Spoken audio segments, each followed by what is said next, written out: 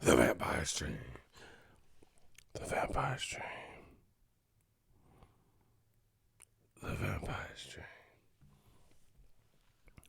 What up, Fight World? It's your boy Ego on the back. What's a Vampire Stream?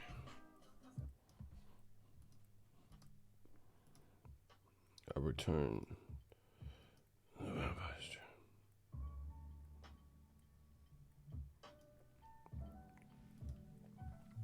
Daryl said we chillin' for the Vampire Stream. The Vampire Stream.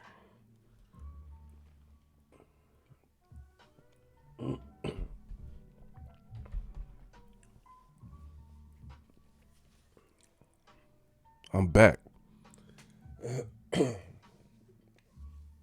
for the Vampire's Dream. Listen, we're going to jump right into the content. Smash the like button. Now, a lot of what I say here on the channel, I come from, a pure place, give my thoughts. But oftentimes it's met with rejection and with interference because you have a lot of people in boxing who can't think logically, and they run around based on fumes, running off fumes, emotions. We don't do that over here. This is new media.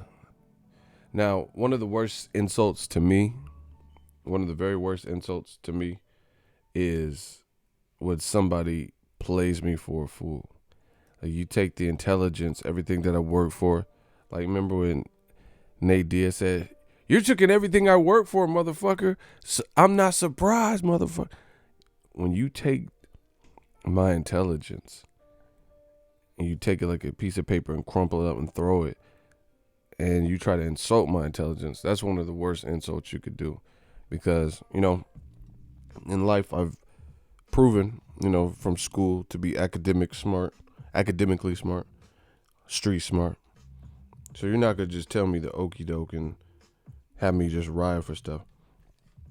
But only in boxing do you have a lot of people who aren't really qualified, who seem to have the most banter and the most to say. There's a lot of people that want to call names and insult your intelligence.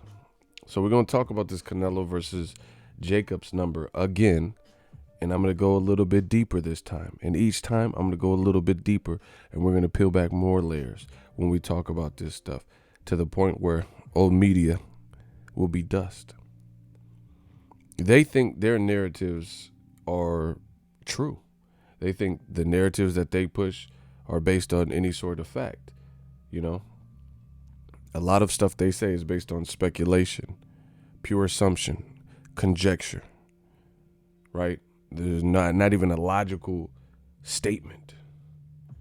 Shout out to Jonathan Guy. Now we talking Anima Serum. Jonathan Guy says, "I'm glad too, because we got some good points." That's what I'm saying. And we got good points. Pensacola, we talked tonight. I told y'all, California, I put California on my back. Bay Area, I got y'all. We're going to represent this thing right, grow the sport of boxing, be truth seekers and truth tellers in this game.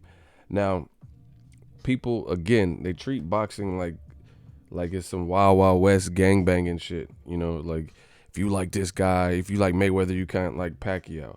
I don't get into all of that. Pacquiao's dope. I like Mayweather. End of story. I don't do all that extra shit. I like Jacobs' fighting style, and I like Canelo. They treat it like you gotta pick a side and stick to the side. I'm not doing all that. Y'all can have that. Y'all man fans and shit. But in the case of these Canelo Jacobs numbers, in my honest opinion, I expected more. And I said that. I was firm, transparent in that. The Vampire Stream. 1.2 million worldwide. Now, you have to understand why I'm saying this. Because for the first time, we have a star like Canelo Alvarez, who is probably the biggest star in boxing, post Mayweather era, right? And his number, they're trying to sugarcoat it. Now, you got to be cautious, because there's a lot of people who have a lot of ties and, just different connections or get fed information, and they'll just run with whatever. But for us, new media, we're smarter than that. I'm not stupid. I know pay-per-view numbers and different things oftentimes probably get inflated or embellished upon to some degree. They don't necessarily give you the exact number. We get that, there's a little bit of, wiggle room, whatever, little stuff like that. Numbers when they come out and as it pertains to boxing. But you're not going to play me for a fool or the army, Ego's army. So without further ado, let's talk about these numbers again. Now, again, there's a lot of people who are spinning it and they're making it like, oh, these are great numbers. But if you listen to the reports actually show that in America, in the United States, there was 600,000 streams going for Canelo Jacobs. Then worldwide, there was another 600,000 in the multiple regions and areas that DAZN is available. They listed places like Switzerland, Italy, Paris, wherever, just different places, Japan, Canada, these different types of things. But the reason I'm saying that and making America the focus is because Canelo, we already knew in Mexico, I already did a video about it. He did crazy numbers. In Mexico, it was 30.5 million views that were reported because it was on free TV over there in Mexico, right? So it was accessible, not on a streaming app, nothing. You could turn on, if you have a TV and you lived in Mexico, you could watch, I think there's 1 or 2, maybe even 3 channels you could have watched on. TV Azteca was one of them. So those are great numbers, obviously, when you open up the market like that and it just becomes readily available. So that's good that they got the distribution where Canelo's from, so they can air that. So similar to what Al Heyman's doing in the UK, ITV4. A lot of these PBC cards, even like the Broners and Pacquiao that we have to pay for here in America on pay-per-view, in the UK, they're getting it for free, right? So for the first time, Canelo's numbers, they're not focused on the United States. That is trickery, because all of his other numbers they stood alone and they gave you what the numbers were in the United States. Now, all of a sudden, they're trying to tell you Canelo's numbers when combined with Japan, Canada, Italy, Switzerland. So to me, that looks like you trying to tally up and make it. Because if you look at it, when we got the numbers for Canelo Cotto, Canelo Chavez, which both did like 900 and something to 1 million, that's all we knew. And they did that at a larger price point. HBO pay-per-view. Triple G, the first one, did like 1.3 million viewers. The second one did like around 1.1 million viewers here in America. So why would they now be telling us the amount of streams that Canelo had, not only in America, where he's established his base, he has a home in America, trains in San Diego, etc., right? And now they're combining his numbers versus Japan and like what he did. He did another 600,000 worldwide and all these other places. Stop it. New media, we smarter than that. It's, let's focus on his number in America, which we've always done.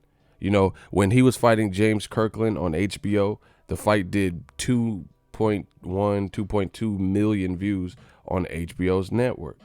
Gennady Golovkin versus Vanes Martirosyan on regular HBO did 1.2 million, 1.3 million. Andre Ward versus Sullivan Barrera and Andre Ward versus Edwin Rodriguez did 1 million and change on regular HBO. Like these are the numbers. They're not telling you what, Sullivan Barrera and Andre Ward did in Cuba mixed with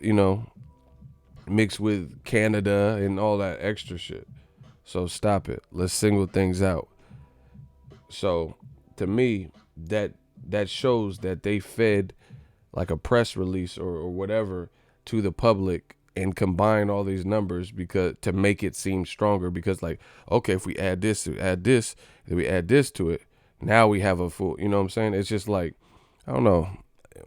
Quick analogy would be, if you don't really have nothing to eat and you have to like pick and choose little stuff, okay, I got some cheese, I got hot dogs, I don't have any chili, but I got pork, you have to like pick and choose different items and MacGyver it to make your meal because you don't have the ingredients. So you have to sub out and substitute stuff. That's what it seems like, bro.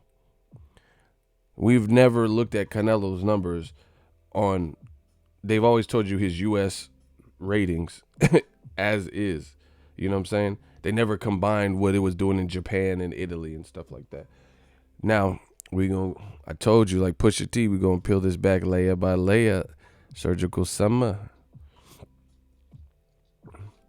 The revenue from Canelo's poor pay-per-view numbers with Liam Smith did 300,000 buys, generated better revenue than the DAZN worldwide numbers. See, this is what I'm saying. Like this, we're talking about trickery. The Amir Khan fight, I don't know off the top of my head, but let's say it did 300 to 600,000, somewhere right around there, right? But it's also doing it at $75 a piece. So this is, I told you earlier, this is basic mathematics. If you have a higher bulk price up front, then it doesn't, like, okay, Nipsey Hussle, rest in peace. Last time that I checked, it was 5 chains on my neck. Listen, Nipsey Hussle came out with an album and he wanted to do something different, being an entrepreneur and an independent person. So Nipsey Hussle, for his album, he charged $100 for one album, which is like unheard of in the age of streaming music. Nobody's really charging $100. But he wanted, he included some special things, or maybe you can get a ticket to his concert, whatever, right? Rest in peace to Nip. Jay-Z said, oh, I like his hustle. Nipsey Hussle, I feel it. So Jay-Z bought $10,000 worth. You know what I'm saying? He bought $10,000 worth of albums. So with Jay-Z buying 100 at $100, did he already flip that? You know what I'm saying? Versus had he sold on Spotify, or let's say he sold it in whoever carries Target or something, whoever carries CDs still, if anybody, you know what I'm saying? Or on Amazon, whatever, wherever you can buy CDs. If he sold the album at more, standard rates, $9.99, $13.99, it would obviously take multiple. Like, let's say you sold it at $10 a piece. You would have to sell 10 to equal one album sold at the $100 rate. I mean, this is third grade math. This is third grade math, people.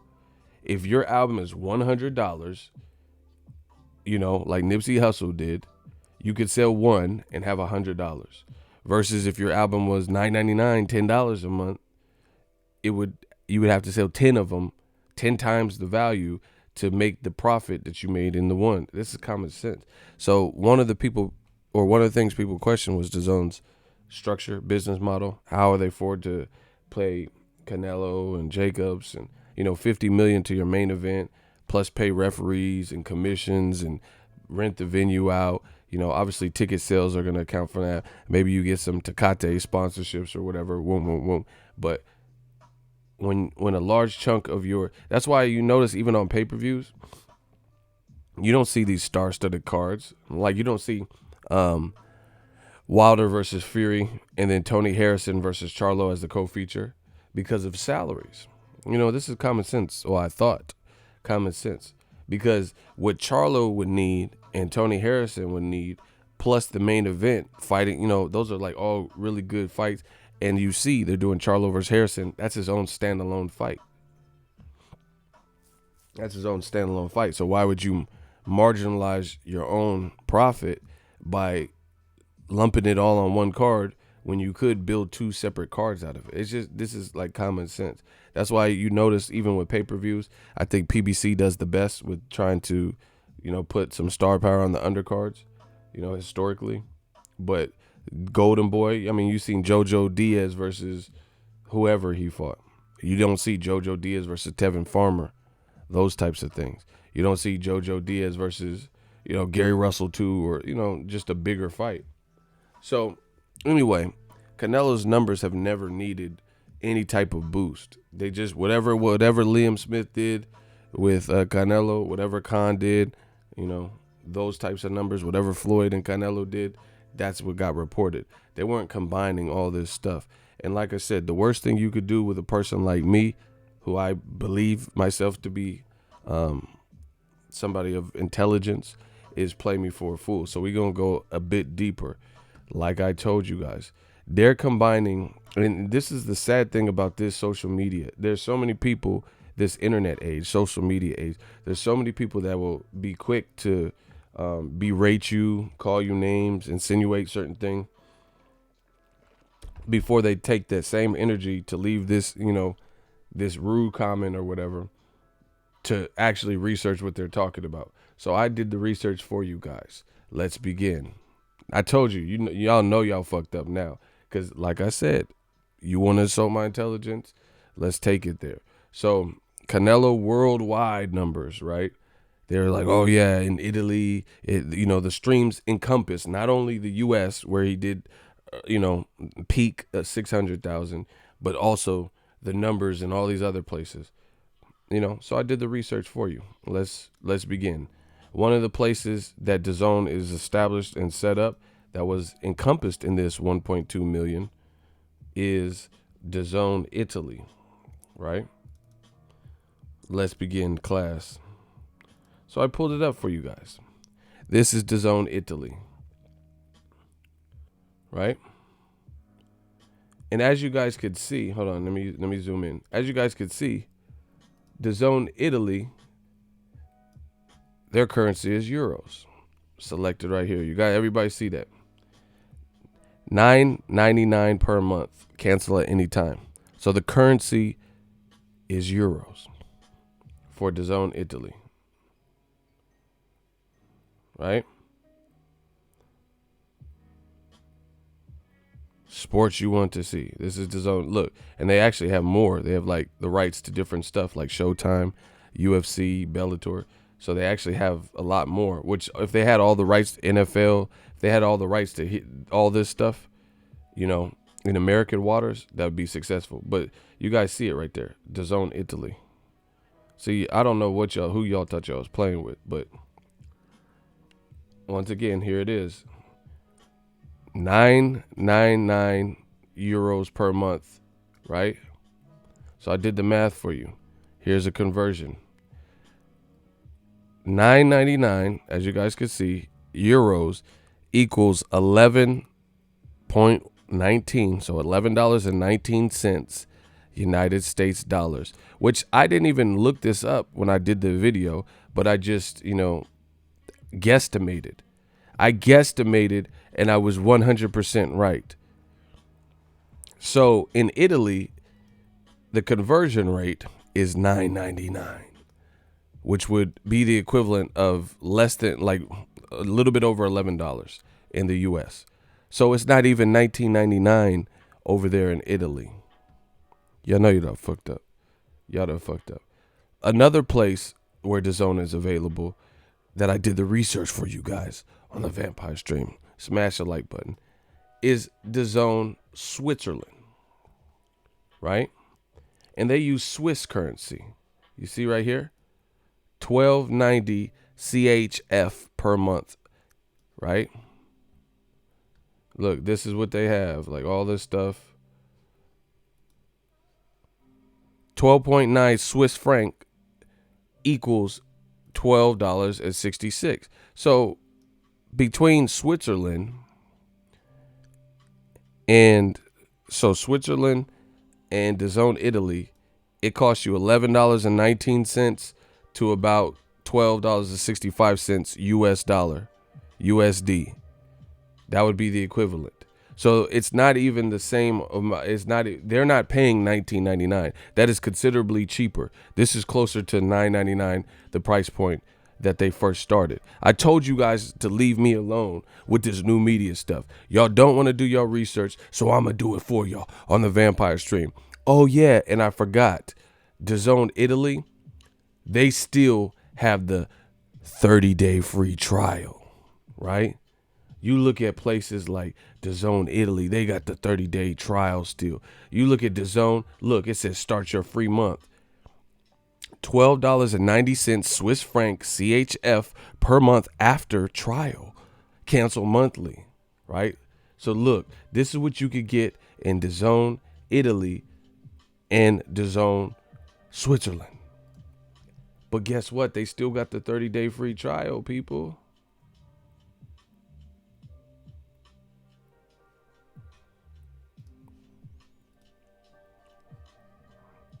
They still have the 30-day free trial. It's still available. So I'm not like, bro, okay.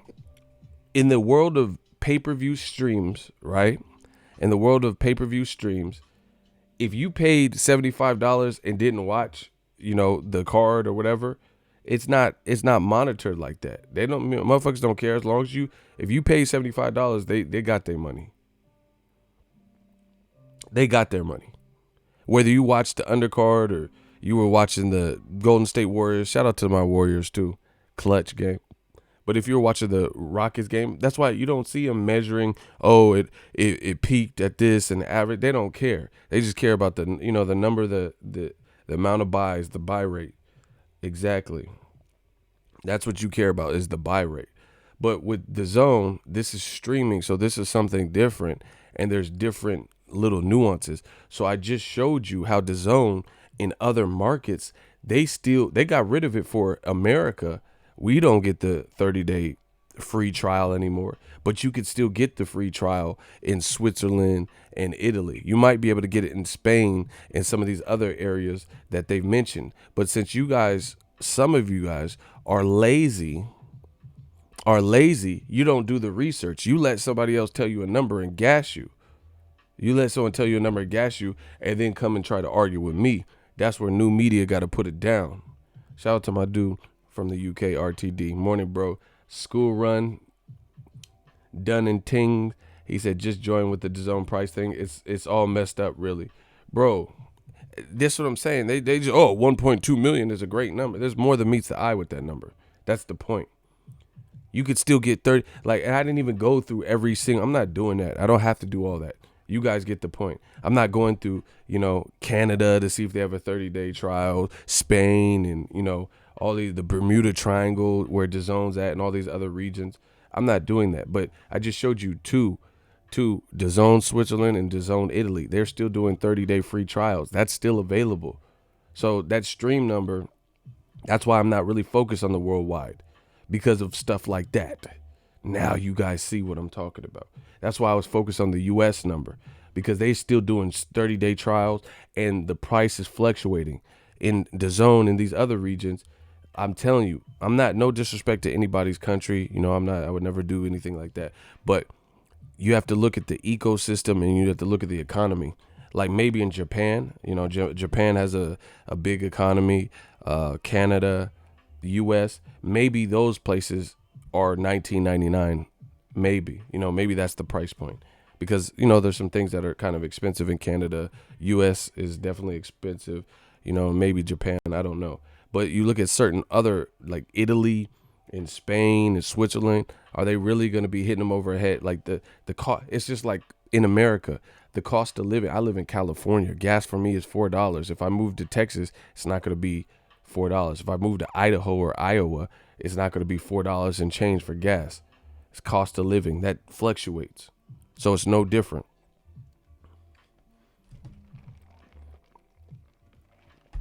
It's no different than cost of living in different ones of the 50 states and shit. You know what I'm saying? So that's the thing. That's why I'm focused on the American numbers. So now that we got that out the way, like I said, Switzerland and Italy, I don't know if people got it on a free trial. And even if they didn't, they were paying $11.19 to $12.66 as opposed to $19.99, which is what I told you. Now, granted, here's another thing. Since I'm transparent, some of the 600,000 might have bought the $100 annual price point and just paid up front. So DAZN might have got $100 off rip. But knowing the market and without that information released, who really believes that 600,000 people, 90% or the bulk of those people, instead of paying $20 for it, actually paid the $100? You know what I'm saying? I think that would be a stretch, especially people like me with not knowing what the rest of the calendar is. And the thing is, Canelo is a big deal. Canelo is a big fighter. So sometimes people once and done it because they just come to see Canelo and that's it. So if you could pay $20 versus $100, that's why this whole thing seems a bit, the structure of it seems a bit weird to me, because if I'm a moderate to casual fan when it comes to this boxing stuff, and I just happen to know about Canelo and I want to follow his fights because he's a big fighter I know about, then I'm definitely going to take the $20 package unless I know I'm going to get my money's worth with the $100 and be watching, Triple G versus Steve Rolls and stuff like that. Boxing is a small niche community. And then for the bigger fights, that's why you could see a fight like Floyd Mayweather and Conor McGregor on pay-per-view do well. It was genius, really, because Conor has a personality, Floyd has a personality, and it's two different fan bases, and it lures in casuals and shit. Well, DAZN last past 2021 in America. 2019 won't get much better as AJ will only fight one more time. Broadcaster beefs, they started, and everyone else tied up. Another year like this, and it's over, surely. Shout out to my dude, RTD. So, when y'all come for new media, get your ducks in a row, because we really going to talk about this stuff. I'm not here for the bullshit. We gonna pull out facts, like AJ say, stats and facts. We gonna pull them stats and facts. So that's what I'm saying. Don't tell me about Switzerland and Spain and DAZN Italy. We ain't never used that for Canelo's numbers. Never. When they say Canelo Liam Smith did 300,000, Alfredo El Perro Angulo did 300,000. Erislandy Lara did 350,000. We never looked at what they did in Spain and Cuba and all these other, different areas outside of the U.S. That's why I keep saying everything starts from the U.S. Everything in America is just a big market that's willing to pay, that where boxing is a big deal, where they could charge $100. They can't charge $100 in Switzerland for nobody's pay-per-view. They don't even have that many Swedish fighters, that are relevant. They got like Badu Jack and some other people. You know what I'm saying? Like, it's different economies, different systems, and different demographics, different regions. You could go to LA and open up a taco stand, right? And then charge a ridiculous amount for your tacos, right? And get away with it and actually have clientele. But if you go to a third world country, or if you go to Mexico, in an impoverished area, you can't be charging $100 for 2 tacos and expect to get it, because the economy there might not be the same. Y'all getting bodied, man, and it's sad. But they always want to come for me. They always want to come for the Don and argue with what I'm saying. So that's why I'm primarily focused on the U.S. numbers. I expected more, and I think some of it stems from promotion. There wasn't, even with LeBron doing the show and Maverick Carter, I don't feel like this fight was promoted. Technical difficulties, Jacobs walking out, and it was a fiasco. Undercard mishaps and blunders. The weigh-in the day before was all laggy and messed up. Those things all play a part, especially when you're new.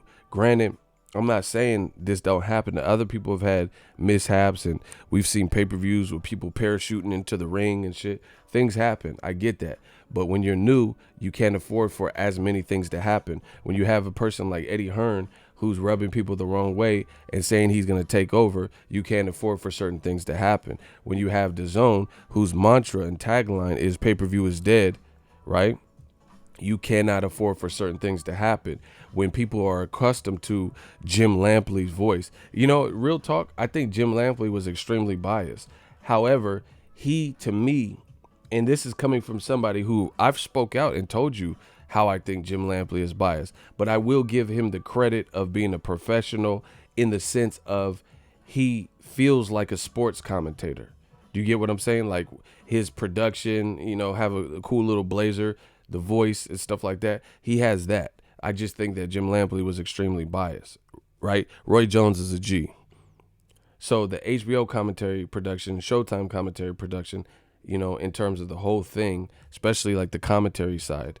HBO's video production, bar none. HBO is like up there. Showtime is getting better and better, but HBO, like from a 24/7 and all that, raw. On-screen motion graphics and all that, raw. But I give it to Lampley. At least Lampley felt like a sports broadcaster, whether I didn't like what he was saying because he was biased or whatever. The people with DAZN, a lot of the commentary seems bland and or overtly biased, and it's not a fun watch like some of the commentary. You get what I'm saying? Brian Kinney and all this shit, and Sergio Moore, they acted like kind of like as if Canelo could do no wrong. HBO, and see, this is the difference. HBO was super biased. I've already told you. Max Kellerman be saying some weird stuff from time to time, so he became real spotty on HBO. And Jim Lampley, Roy was the best guy for me. Harold Letterman, okay, Jim, woo, let's just it was weird. However, the difference is HBO had been in the business 45 years, so it's kind of hard to again when you've been out that long and you've been a staple in the boxing sport for half a century. I'm sure you can afford to, people just deal with it a little bit more. But when you have a new product, it's different. You know what I'm saying? It's kind of hard to, like, I've been going to In-N-Out ever since it came to Cali. You know what I'm saying? So if my overall perception of In-N-Out is what it is, like, I like In-N-Out. I could go and have a bad experience, but I've had it since I was a kid. You get when they first introduced it, so I've had more positive experiences. But the thing is, when you're new, like if you're a new burger place, like they had a burger place they just opened up out here at one time. It was called Squeeze Burger, and it wasn't that good to me, and it didn't really last. It didn't last that long. So obviously, other people felt the same way.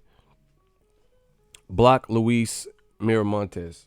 He says Canelo is pound for pound number one. Period. Resume speaks for itself. Block him. Don't care about that. We're not talking about pound for pound. You up here with pom-poms like, yeah, Canelo, bring it on. Like, we're not here for that. I don't care about none of that type of stuff that you guys do. That shit is a dub. Go to old media with that. We here to talk about boxing. We're talking, you could say he number one. I don't care. We're talking about the numbers, bro. And see, that's what you get in boxing. That fanboyism, the man fan stuff, like, Canelo's the best. Shut up. Fuck you. Like, I don't care about none of that. We're here to talk, have adult-like conversations, discuss boxing. Icy the one said he's supposed to be going to bed, but the vampire stream. So to me, these numbers, like I said, they weren't what I expected. I thought Jacobs and Canelo was a good fight. Now, see, this is the thing, and I promise you, I don't know how to stress it. Believe me, don't believe me. This is what I'm talking about with Golden Boy. Golden Boy didn't give me the credentials. I'm not mad at that. I saved money. I made money staying here. I'm not mad at it. But what I'm saying is this is the type of stuff that I'm talking about. Golden Boy didn't give a credential. You need the exposure, bro. My channel is a big channel. You know what I'm saying? But that playing that type of game, that doesn't benefit you either, because you already had issues with being promoted, and promoting this fight to the point where he did 600,000, which is not like, that's not good for Canelo, for who Canelo is at a cheaper price point, and you turning people away at the door. Good luck with that. Not just people, me, Boxing Ego. Good luck with that.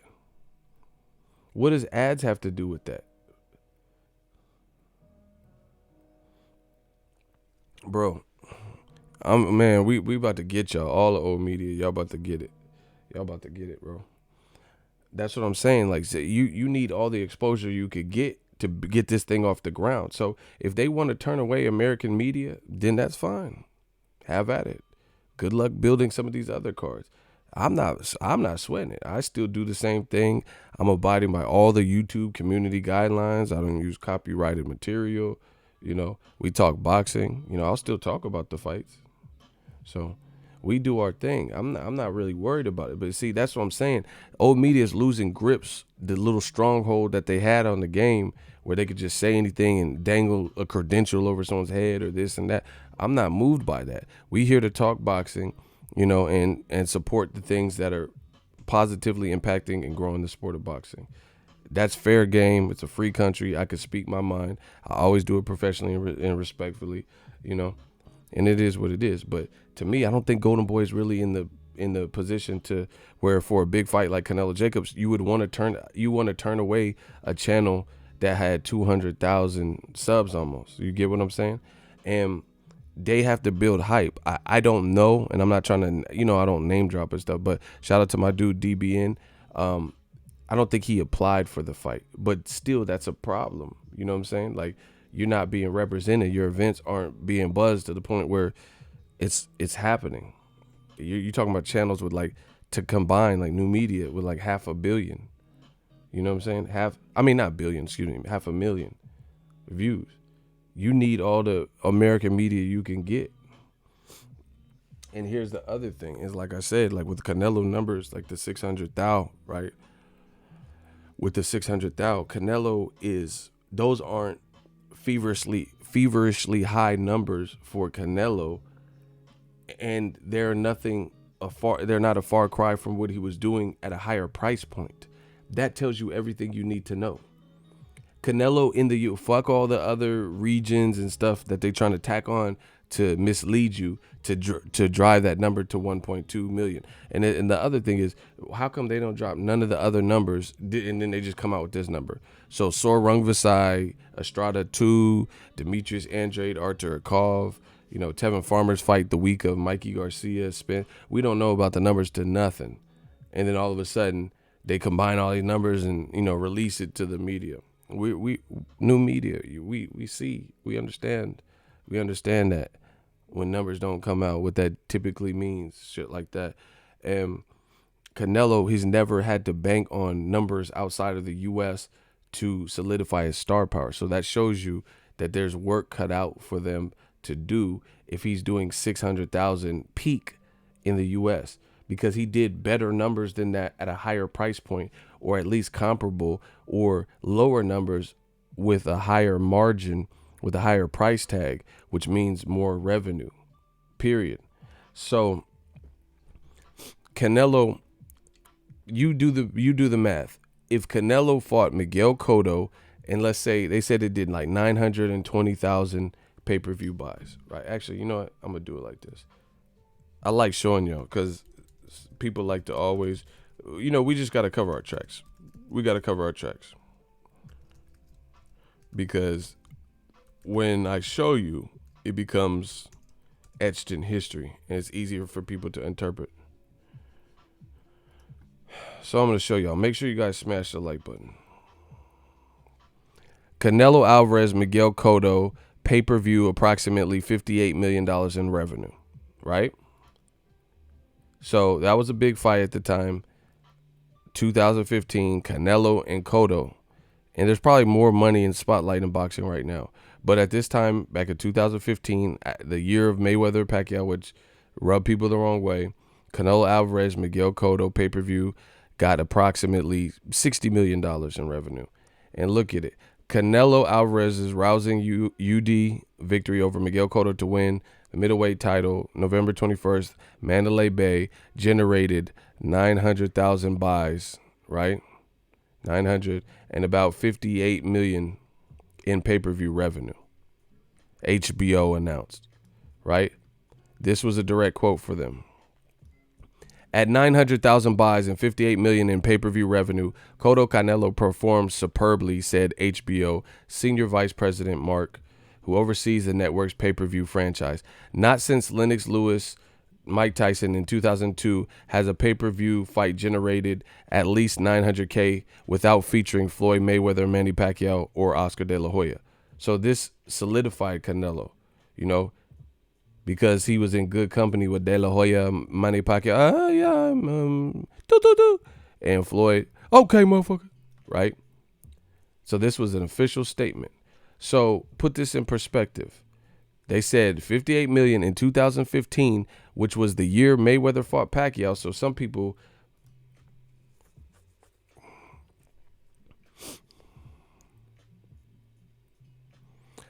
thought that Mayweather Pacquiao ruined boxing and they were turned off from boxing in that year.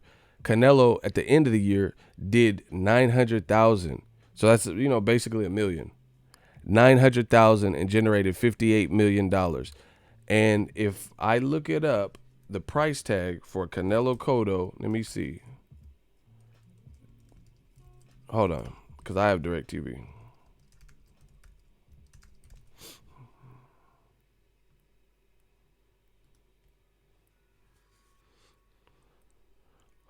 I don't even know if I could find it.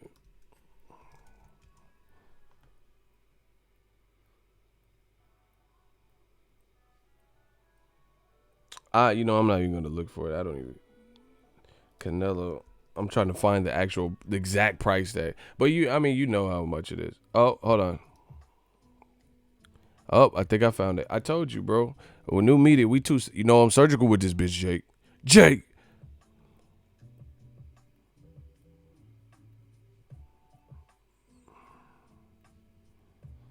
They're saying it. Look here. I'll show you yet again. How to order Miguel Cotto versus Canelo pay-per-view. This is by heavy.com. So back then in 2015, Canelo versus Cotto. Here's the price. Pay-per-view costs $60 for standard definition, which a lot of people don't order with nice TVs, and $70. So it's pretty much what we come to expect. 70, 75, $80. Right around there. So I just did the math for you.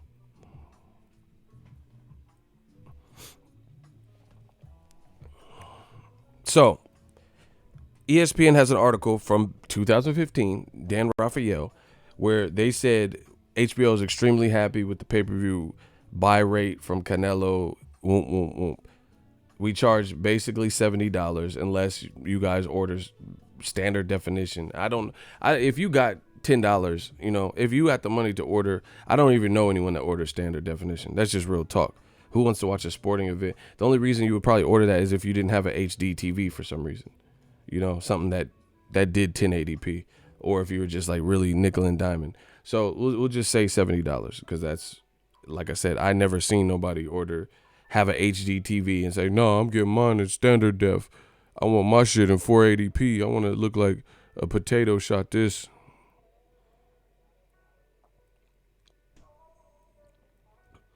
Eddie Hearn admitted on IFL that he's not going to say pay-per-view is dead anymore because the UK fans were starting to realize his hypocrisy.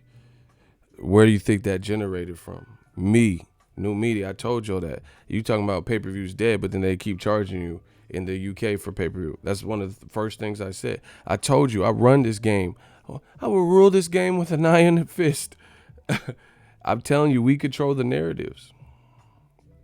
So anyway, let's combine this. 2015, Canelo, and at the time, Canelo might have been the B-side to Cotto. I think that was part of the conversation, right? Because he didn't quite beat Mayweather, and Cotto was a legend. So I think it was this was before.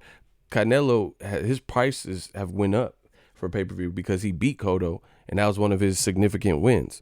So anyway, back then, 2015, he fought Cotto, 900,000 pay-per-views at $70 a pop, roughly, DAZN is $20 max per month.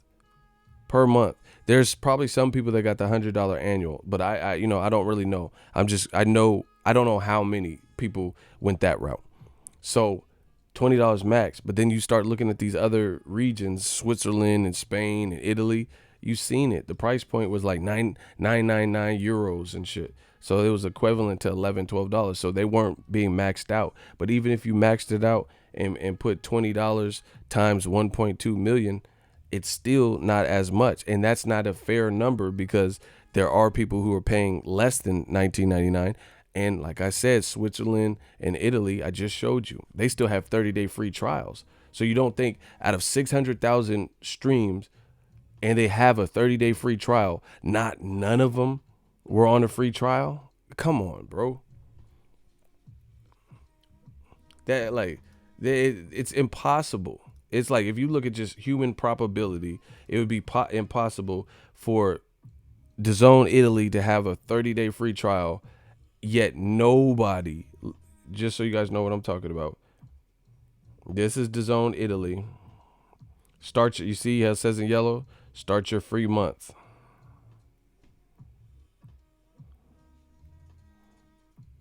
Look, only $9.99, which is $11 and change US dollars per month after your free month. After your free month. So you can't, there's no way you could convince me 600,000 views worldwide and nobody was on the free trial, right? That's DAZN Italy. Here's DAZN Switzerland. Oh yeah, guess what? You could do a free 30-day trial on that too.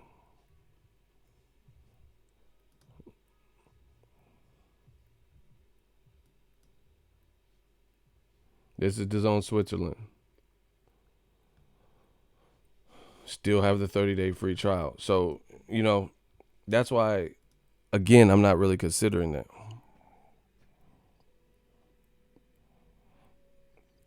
They want you to consider worldwide numbers, but I don't know how many of them motherfuckers was on 30-day free trials. So why would I be like, oh, this is a great success?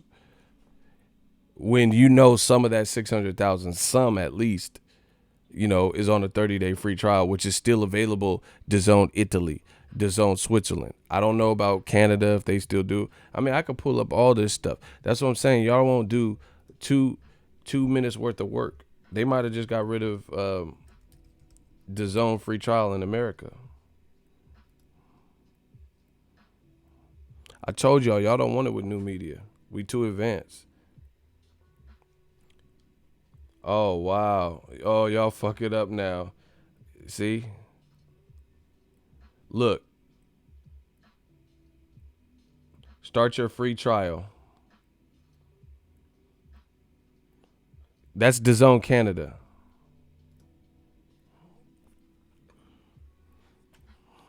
So why are we so now explain. I just went through DAZN Canada, DAZN Italy, DAZN Switzerland. They all have the 30-day free trial. So why would I be including that in the 600,000, 1.2 million? When everybody, if Canada has it, which is a big economy, I would say, I'm assuming now we're gonna go for broke. Look at DAZN Japan, because this is what they put in. They put DAZN Japan in there.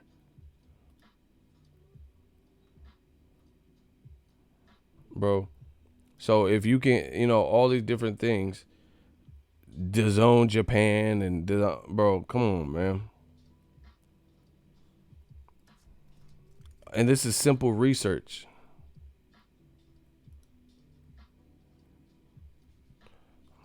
Oh my gosh. we going in. Look at that. After free trial. DAZN Japan. This is DAZN Japan, bro. The internet's a powerful vessel, bro. This is DAZN Japan. You could watch JL League and all this stuff. Start your free trial. And this is Japanese yen. So, now who won it with new media? I told you, bro. And I didn't even do the research. I told y'all. I didn't even do the research earlier. But y'all keep coming for me. Leave me alone. The more y'all come for me, it's going to kick it up another gear. I'm going to get sharper and sharper. Leave me alone. This is why I'm telling you. This is why I'm telling you the stuff I'm saying. That's why I didn't know the 30-day free trial. I learned that proving y'all wrong. We doing this like investigative journalism. Hard copy, motherfucker. This is Dateline now. We going to turn this channel to something else. Ego's Dateline. To Catch a Predator. Leave me alone. Y'all, every time I say something, y'all motherfuckers, oh, yeah, you're a liar. So I just proved to you guys and showed you guys could do the same research that DAZN Switzerland, DAZN Italy, DAZN Canada, DAZN Japan, you know, the other regions that are accounting for 600,000, which is half of this 1.2 million worldwide, they all have 30-day free trials still. And still. So that means to me that I don't know how many people are on a 30-day free trial. So I don't know how many people actually pay for it in these different markets. That's why you guys could just let people feed you information and then tell you whatever. However, if we have reports of a pay-per-view, let's say Errol Spence versus Mikey Garcia doing 360,000, that's the number we're being given and we're being told, and nobody's like really refuting it and saying, hey, they're bullshit and they're lying, right? So we're doing that 360. It's very basic when it comes to pay-per-view. 360,000 U.S. homes, not like, you know, Jamaica and all, you know what I'm saying? Like all these other Croatia, you know, PBC Croatia and all this shit. PBC Turkey, not these other number, like other regions, right? It's a flat number times a flat fee that everyone has to pay plus tax. Very easy. So, you know, $75 plus they charge you tax. So they're getting, you know, $80 basically. $80 times 360. That's your profit, you know, or part of it. And then your ticket sales and everything. So, again, I do have questions about the DAZN infrastructure because Canelo, I just showed you some of them people from the 600,000 worldwide that they like to keep putting could have been on free trials. And just like when Canelo was fighting in America against Fielding, when we had the 30-day free trial, guess what? They used it. Why? If you could watch Canelo Fielding for free, I mean, legally, why wouldn't you? And it to me, that goes to show you something. How come DAZN, that's what I'm saying. Look, these motherfuckers getting body. I told y'all leave me the fuck alone, bro. Y'all don't want to leave. Look, this is DAZN USA. Sign up now. Look, they don't even tell you because the free trial is dead. So only in America do we get messed over and you can't even do the free trial anymore in America.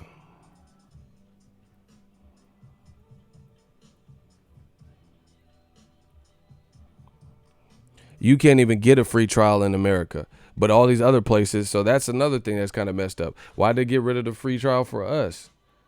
So that tells you right there that this is the market that they're trying to capitalize on. Because why we don't have if Canada, Japan, Switzerland, and Italy, if their DAZNs all have the 30-day free trial still, why don't we have it in America? Because this is the America, this is the market, this is the land of opportunity, home of the brave. This is the market they're trying to seize. This is the market they're trying to get shares in. This is the market they're trying to capture. Like I've been saying. Because why can't we get the 30-day trial then? Everyone else got it because those aren't the immediate market. They're not making the bulk of their money front like you guys claim in DAZN Spain and DAZN Italy and all this stuff. This is their own websites I'm showing you. This is 100% legal. It's not Photoshop. It's like a static landing page. I told y'all, don't y'all come for me and insult my intelligence. We gonna get there. We gonna see who's smart. How much did Canelo Triple G do? The first fight did like 1.3, 1.4 million at a $75, $85 price point. And the second fight did 1.1, 1.2 million. So why does DAZN get rid of the 30-day free trial in America? Oh yeah, that's right, because this is what they want to try to collect the money from. They want to tax us. We get taxed like always in America because there's a lot of money here. DAZN Canada got the 30-day free trial. So miss me with that 1.2 million worldwide. Miss me with this additional 600,000 because again, I can't quantify that. All I know is in America, we don't got no 30-day trial. So those numbers, if you said you did 600,000 peak streams, then you had to have bought it. So now I don't know about this other shit. Hold on. I told y'all. He said imagine Triple G versus Rose. So now, since the only factual number that we really know is 1.2 million in America, no free trial, right?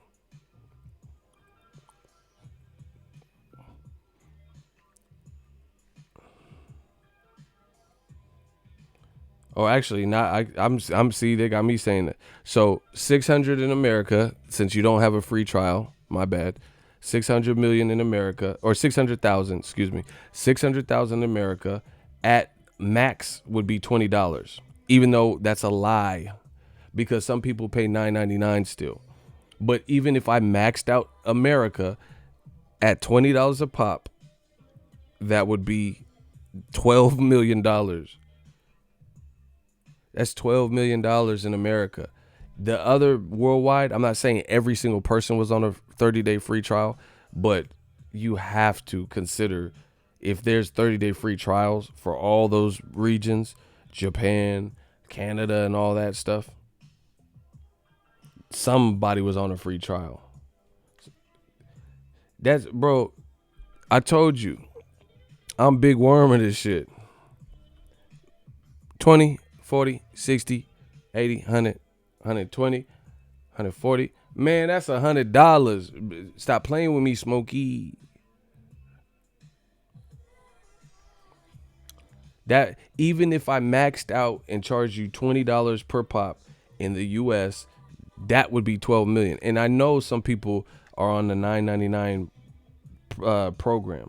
So let's say out of 600,000, let's say 500,000 were under the higher price point. y'all getting this schoolwork. Let's say 500,000 people out of the 600,000 represented the higher price point.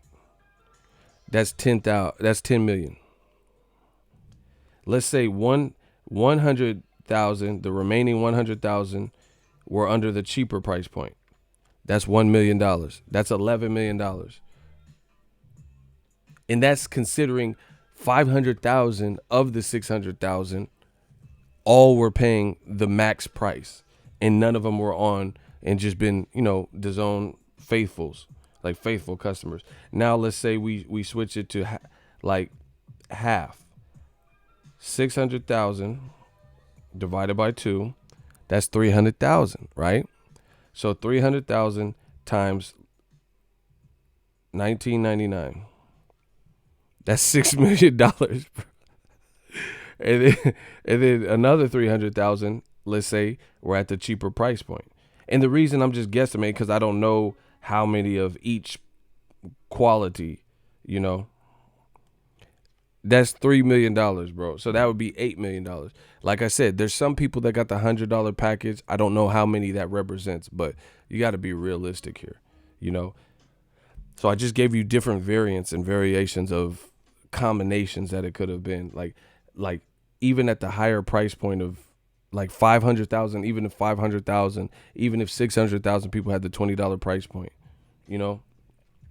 because does anyone believe out of 600,000 views, 500,000 all paid $100?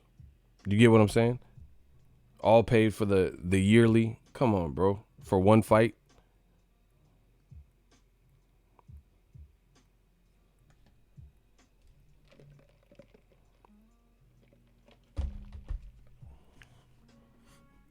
Even like simple math, even if 500,000 Listen to me.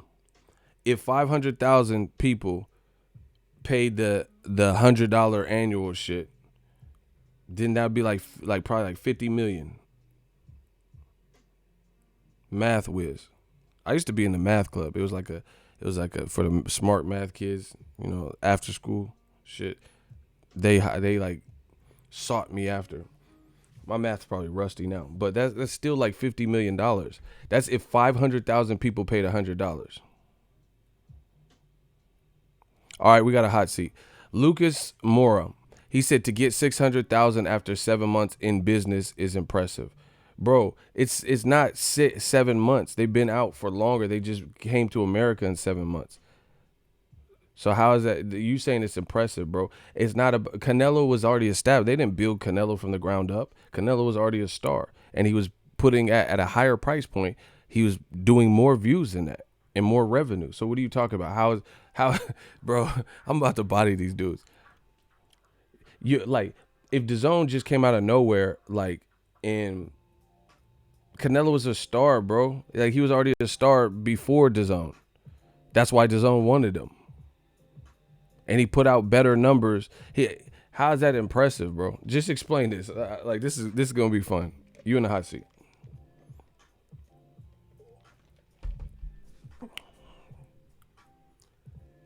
That's why I only read for strike one. Explain. I don't care. No other comment matters to me other than the answer in the hot seat. You said that's impressive. How is that impressive? Canelo's already established. It's not like DAZN built it. They already took something that was already powerful in A side. So you talking about when the company started. That's like if Steve Jobs went to Microsoft.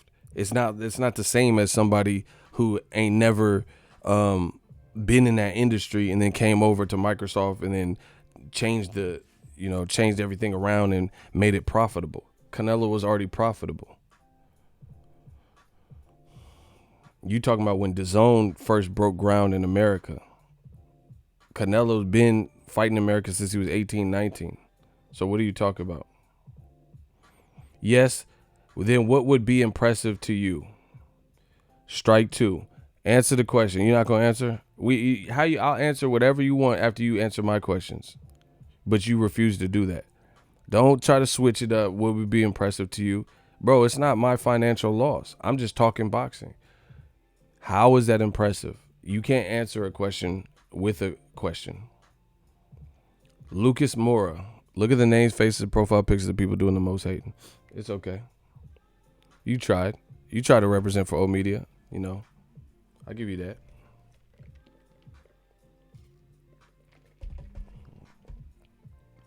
How is it good? That's all you should be saying. Not asking questions, not not going not all you have to do is answer the question, bro. How is that good when Canelo has turned over $1 million buy rates at higher price points? That's all you have to answer, bro. They tried so hard. They try to come up out that grave, bro. Canelo has been established since he was 18, 19 in the United States, and he's turned profit, and he's sold millions or close to million at a higher price point. So how is that good? I just did. DAZN only has been in America for 7 months. The business is driven by subscriptions. That's their block him. You're not answering the question, bro. You just get rid of him. Somebody else take his place now. Canelo has done 1,000,000 2 times with Golovkin, 1,000,000 plus 2 times with Golovkin. This was a good fight on paper that people wanted to see for a title, and he did half of that at a cheaper price. Explain. We're not talking about Switzerland. I'm not talking about DAZN Bucharest or DAZN, wherever they filmed Indiana Jones and the Temple of Doom. You know what I'm saying? Nashiramba. Like, we talking about in the U.S., he did 600,000 views or buys or streams. So I guess buys, right? at a much cheaper price point. You know how they keep saying pay-per-view is dead? And this was a good fight. So that doesn't even make sense, bro. And then now what I'm starting to question is, since they're trying to package it like this, I'm starting to question if it's 600 streams, if they even account for one account on 3 different TVs or so, like, you know what I'm saying? Like shit like that. Cause now it started, like, once you lie to me once or you try to like finagle me, now I have other questions. So now the 600 stream thing, I'm really starting to question, like, what if I had run on my, like, let's say hypothetically, let's say I have a DAZN account and I run the Canelo Jacobs fight, and then I gave my dad on his smart TV, he had to log in or some shit. Does that count as 2, or would they count that as, how many streams would that count as in terms of viewership? So if my dad was watching on a smart TV and I watched it on my phone under one account, right? Like, cause like Netflix, my parents, I have their Netflix. You feel what I'm saying? So that's really one account, and then they have me. I have my own, ego Netflix box, but it's still under their account. You feel what I'm saying? I just tag on theirs. So does the 600,000 view, now I'm starting to, now because you trying to package it like this and tell me this worldwide shit and all that, now I'm starting to wonder, are they just counting how many people were running that thing and not including if it was coming from one account? Or like, are these 600 organic, unique streams, or 600, but it could be one account, and let's say you can put it on 2-3 devices and somebody gave it to their dad or some shit? Hell nah, bro. But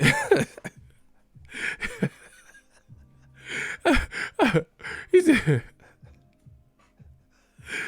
they stream like 15 TVs at Buffalo. Hey, bro, I'm dead, bro. Old media is turning into dust before you. They get bodied, bro. He said they stream like. That's what I'm saying, bro. They streamed like 15 TVs at Buffalo Wild Wings, and it was all under one account. That's what I'm saying. And see, now, since you putting this, streams are different. You know what I'm saying? Like, are they like, what about the Fathom events and like movie theaters? Are they including all that, or is it, you know what I'm saying? Like, is it, because then that might be different price points. You know what I'm saying? But either way, I don't know what they're even including now at this point. Like my man just said, if they put one account and they put it on 15 TVs, like, is that counting as 15 concurrent streams, or does it count as one stream? Because like on YouTube, this is a platform that I made my name on and that I know, they don't include, if you click on my video and then click off, that might not count as a view. Like, a view is you got to watch videos on YouTube. But like, if what's counted as a view is they have some kind of algorithmic formula, and it's like they encompass different things, and how long you stayed on the video, and if you got what you were wanting. Like, they have some kind of algorithm or formula that tries its best to determine if you clicked on it and meant to click on it, and then it'll count as a view. But there's a lot of false positives where, like, you just, let's say you pocket dial and then you see it, and then you click off, that might not count as a view. So I don't know how that works.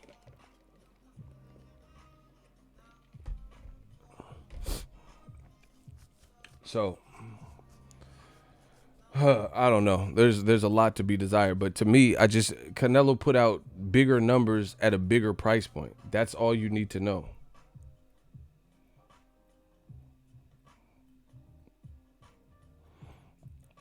He put out these type of numbers at a higher price point. So how does that work? Like, how can Canelo do? That's what I'm saying. Like, they gotta advertise different. They gotta do something. They gotta advertise different, because how can Canelo and Golovkin, which was a significant fight, do 1.3 million, and then 1.2, 1.1 million in the second one at $85. Block Harry Kane. Oh my gosh. These dudes is desperate. That's all you need to know in old media. Once again, what did I tell you at the beginning of this stream? Notice they won't say what I'm saying that's wrong. They'll just try to come for me and attack me. They'll just say, oh, you're stupid, you're salty, whatever. Prove what I'm saying wrong. That's what we waiting for. So sorry.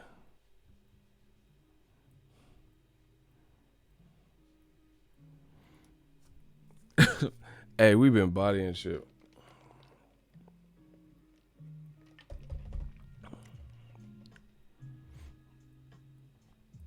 Yeah, they got to step up that promotion game, though. And here's the other thing. Here, you guys can say whatever. I'm not. I got thick skin. I'm not really worried about it. And we got good shooters, so I'm not really worried at it one bit. Second of all, this is the thing. Canelo Jacobs was the pinnacle. That was the best fight they had on the books. So even if you consider 600,000, right, a critical success, they have to do that again. They have to retain those 600,000 on a fight that I don't know that everybody left, yeah. Like, okay, for example, I'm not going to do any spoilers, but I went to see Avengers Endgame. Dope. People were clapping at the end of the theater when it ended there. I don't know if people had that same impression from Canelo Jacobs. Some people were like, it was boring. Some people were like, it was cool. Some people were like, oh, sweet science. Oh, it was, but I don't really, I don't remember.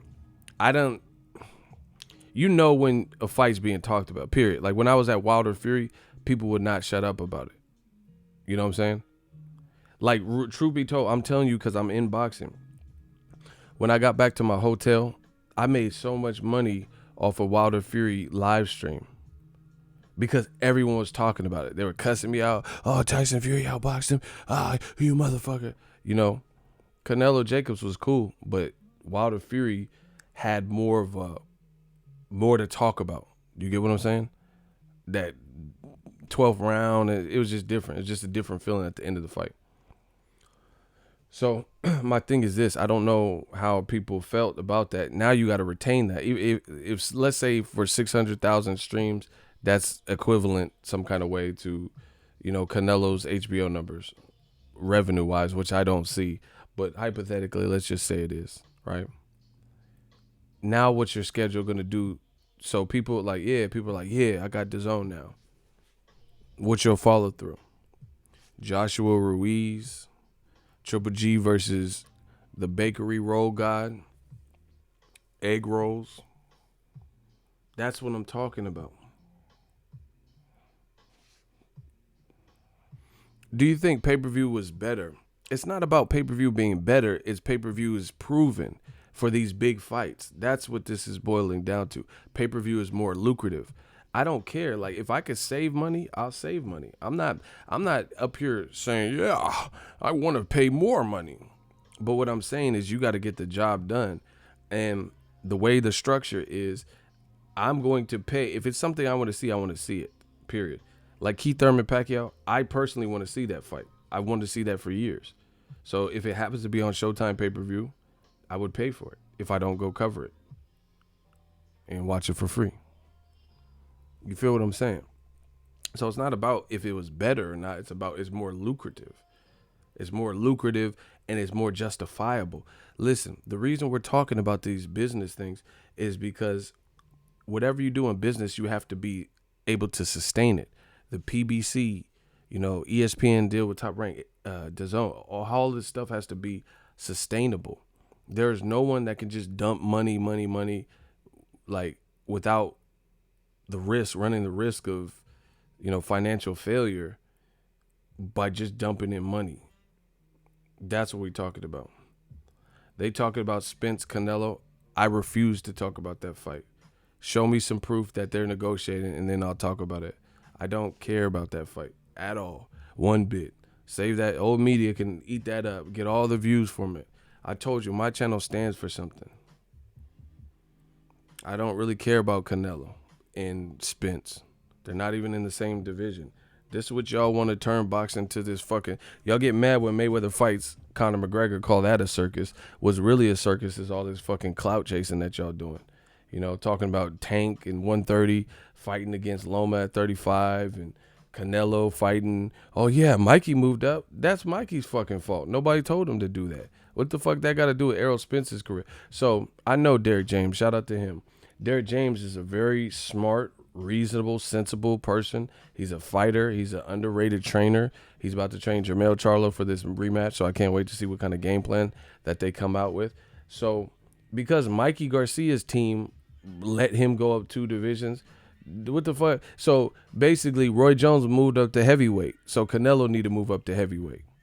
Golovkin need to move up to heavyweight. What the fuck does someone else's career got to do with what you do? Put Canelo at heavyweight versus Wilder then, if that's what we doing. Or Canelo versus Usyk. Triple G versus Usyk. Let's see it. Roy Jones did it. He fought John Ruiz. Let's see Triple G go up there and fight Dillian White. What the fuck does that got to, you know, this is what's wrong with boxing. Cuz one man moved up 2 weight classes and he shouldn't have. Now everybody got to do it to, you know, that's some y'all say I'm race baiting. To me, that's what that comes from. People want vindication and want revenge. They want to see Errol Spence in there with a Mexican fighter, right? Like Canelo, who has the weight advantage. That's what that's about, if we're really being honest. I don't give a fuck about that fight.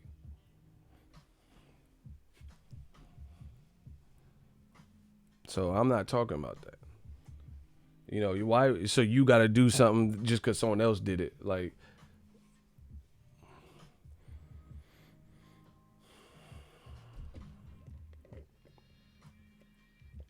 and the other thing is this: Canelo Jacobs is the pinnacle. People are complaining about the service. Hey, I got charged multiple times, and y'all go online, y'all see it. Like, hey, I got double charged and all types of shit like that. They wrote an article about that. So even if that's a success,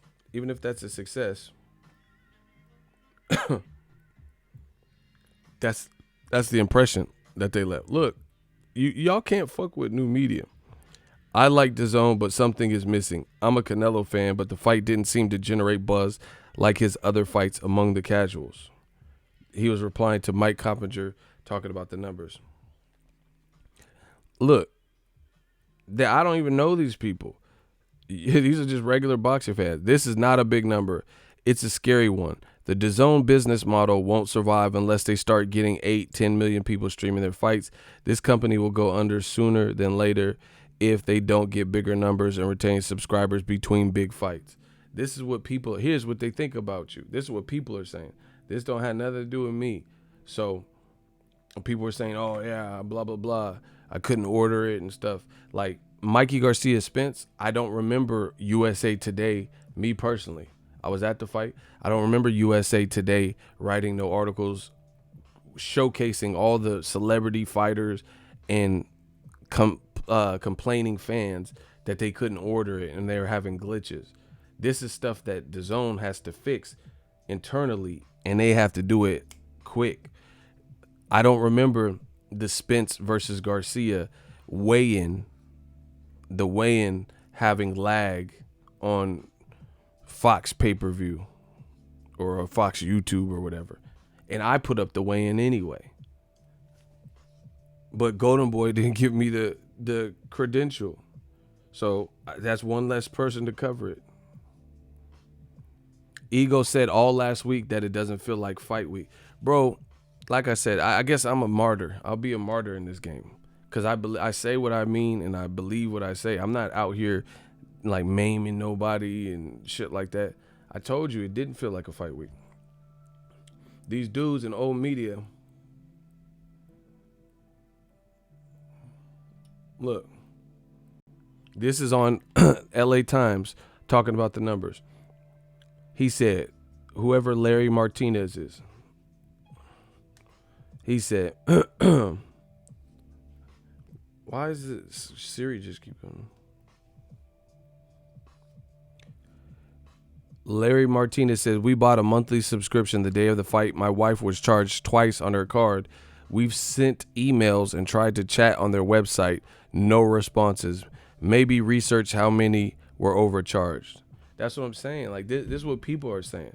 So obviously the streaming thing isn't as flawless as they thought because they're running into issues because they tried to do it different. Like, listen, I'm an innovator myself. I'm not opposed to change, but the change got to make sense. It has to be the right time, and you have to come with a product that's better. You know, there has to be something. You can't just keep. It's lazy promotion from DAZN for them to just keep thinking Tracy Morgan, bye pay-per-view. Just saying it is not doing anything. When you have people who are saying, hey, I couldn't stream the shit.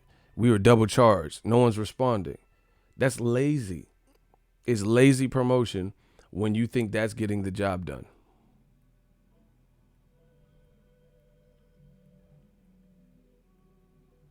Man, bro, dude. Hey, shooters, y'all, just get rid of these dudes, bro. You wrote all that to get blocked. Hey, I'm not even reading the rest. I just read the first sentence, bro. You wrote, listen, in your sad little life, you wrote all that whole paragraph that no one's gonna read. Bow. Oh shit. See, you did. All they did. They wrote. They be writing all these paragraphs just to get blocked, bro. You typed all that just to get blocked and for no one to read it. Damn, homie.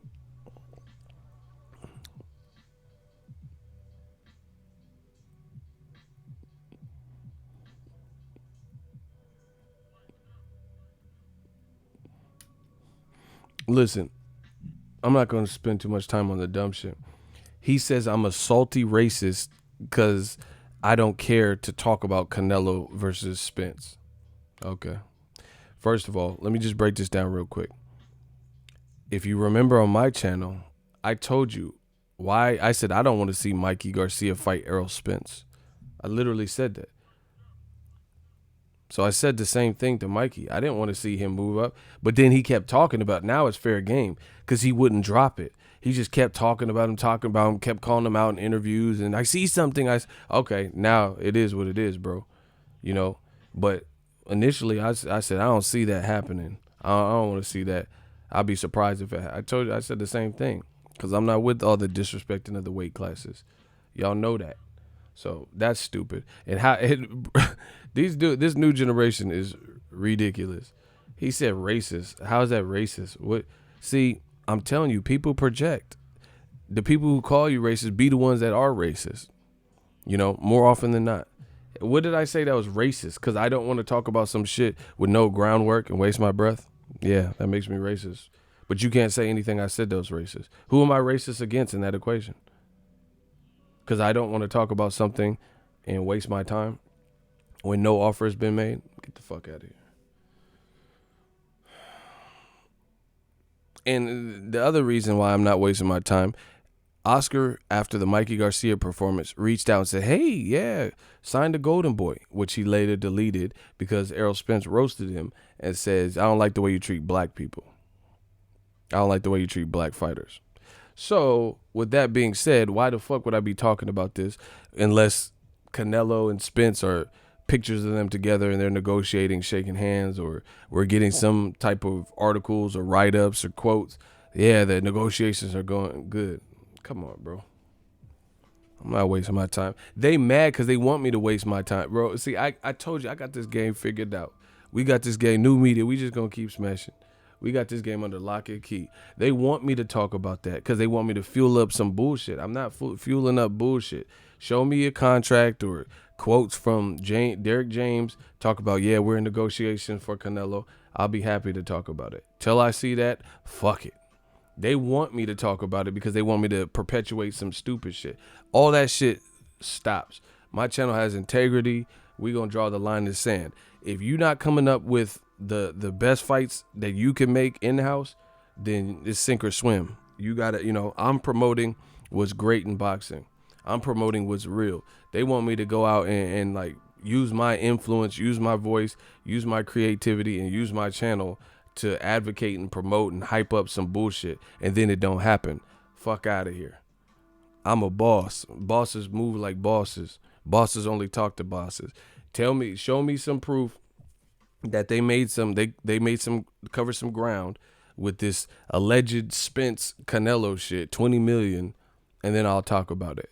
But the information I'm hearing, both on the record and off the record, is Spence versus Sean Porter. So as far as Canelo Spence, fuck that. I don't care. You motherfuckers talk about it. You old media, go enjoy that. See, they want us to play their game. I'm not playing their game.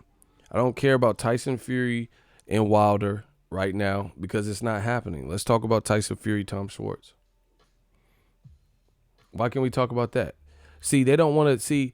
It's like they don't want to talk about the actual reality because Tom Schwartz and Tyson Fury is nothing to revel about. You know what I'm saying? They don't want to talk about the actual fight. They rather talk about some fantasy bullshit. So you talk about the fantasy bullshit on your channel. I'm not doing it.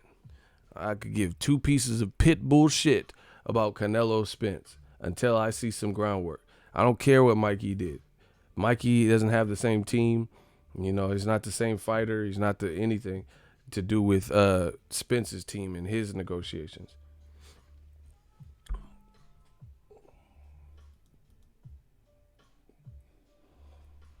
And they say I'm so weak and stupid and they keep coming back. What does that tell you? Okay.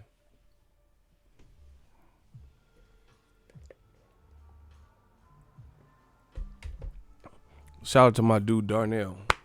They know I'm leading the charge and they see it, and that's why they getting mad because we taking all their powers. He said, for real, fuck the hypothetical fights. Let's talk real. That's what I'm saying. And see, that's why, like, I'm not saying I've never been a victim of talking about some shit that I figured probably wouldn't happen, but we got to draw the line in the sand because the clout chasing's out the world. I want to talk about Charlo versus Tony Harrison, bro. That was a good press conference. Let's talk about some real shit. Y'all talk about all that silly shit. Meanwhile, we going to be over here, new media, bubbling the Bay Area way. You feel me? Like, we going to be talking about our shit. You talk about Canelo Spence. That goes nowhere. Show me something. Like a ref, you got to show me something. Yeah, 2 pieces of pit bullshit. That's what I give about Canelo Spence. Unless we have some real life, that's what they... Listen to Golden Boy. Listen to a lot of what they've said. Oh, yeah, Canelo heard?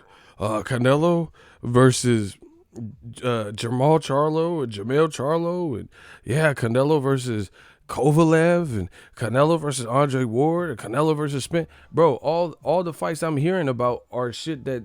Wait, Kovalev is about to fight Anthony Yard. What the fuck are we really talking about? What are we talking about? Kovalev is fighting Anthony Yard. So you want me to just stop and then make a bunch of Kovalev versus Canelo videos at 175? Canelo ain't even conquered 160. Stop. He ain't even conquered 160. He still got to go through Andre. He's close. Still got to go through Andre. He definitely ain't conquered 168. He fought Rocky Fielding.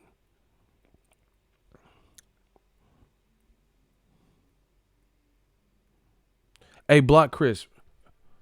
Block him. I don't care what you talking about. Chris, block.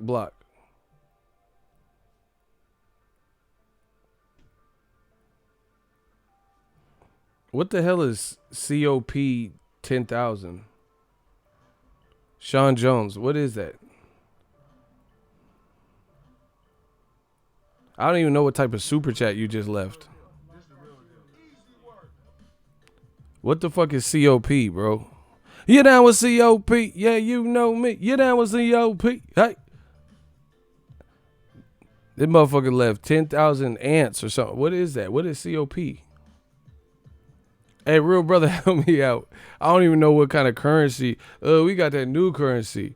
They leaving like Bitcoin and shit on my shit. I'm futuristic with the. I don't even know what COP is, bro. Sean Jones sending that Jetson money. Oh my gosh. I ain't never seen no super chat look like that. This motherfucker sent me a Bitcoin. That man sent me a layaway. I don't even know what that is. That man said 10. Hey man, we got that futuristic shit. Okay. I seen 10,000. I got excited. I was about to say, I'm going to Jamaica, motherfucker. Hey man, hey Bridge. I seen 10,000. I thought I hit the lottery. I was like, oh shit.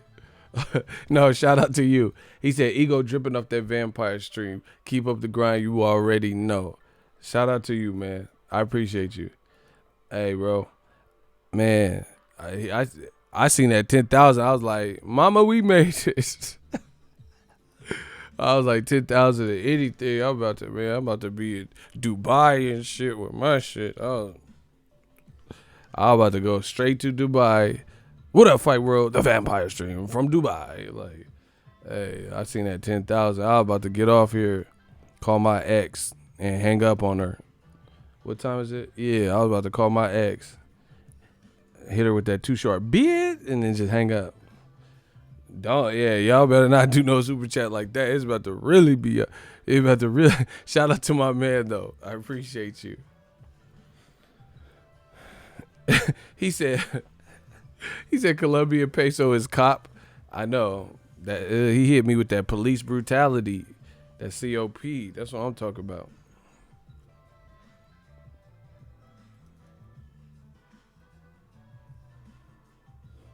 And my shooters putting in work. They so bad, bro. They never give up. Old media still like. They don't understand. You're helping my channel, though. You're helping my channel. I like when y'all troll. This shit fun. It's entertaining for us.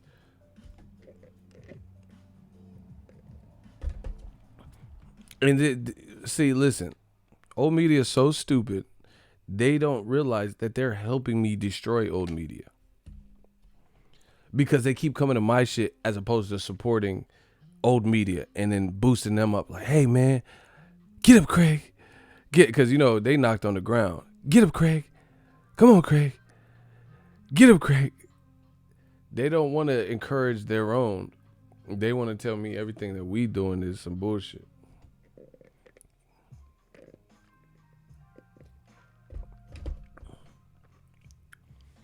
But anyway, yeah, I expected more from the Canelo numbers. 600,000 in the U.S. Listen, 600,000 at a cheaper price point.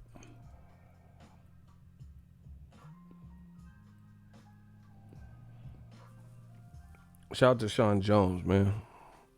He's sending that overseas love. I appreciate you.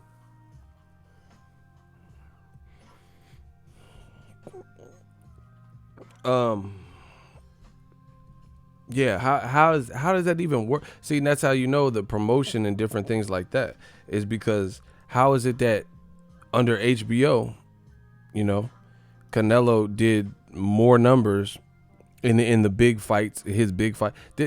See, this is the thing that y'all should really be worried about is Canelo, or DAZN, I guess, should really be worried about. Canelo versus Jacobs was top shelf fight. Meaningful, two likable guys, a fight that, on paper looked like it was going to be super action packed and stuff like that. And it already happened and it's already over. And that's the numbers.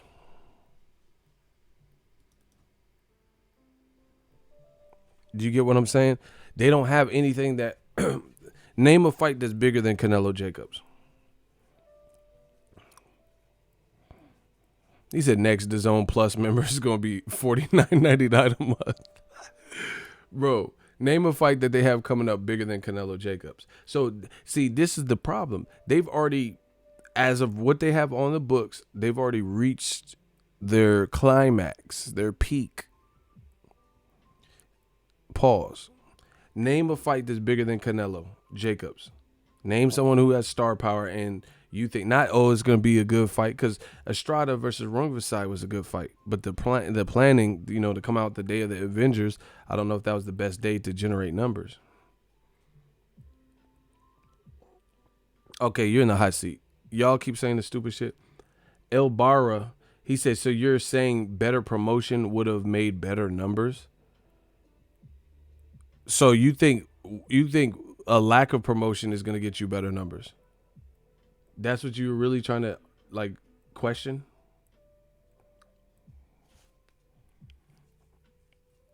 He's like, yeah, you think if they promoted, the numbers could have been better? What? I mean, it couldn't have hurt. How could it? Name how it could hurt? You got 10 seconds, homie. How could that hurt? How could a lack of promotion have been better than better promotion? You said it should have made better numbers. Block him. Come on, bro. So you think a lack of promotion would ever be the way to go when you're trying to create numbers? That's just too ignorant, bro. Come on, bro. I can't even spend too much time on that, bro. He said, yeah. So you think if they promoted it better, it would have. It was a good fight, but they didn't do a great job of getting it on the tip of people's tongues where everyone was talking about it, especially the casuals. Die-hard boxing fans only encompass a small amount of people, or a smaller amount.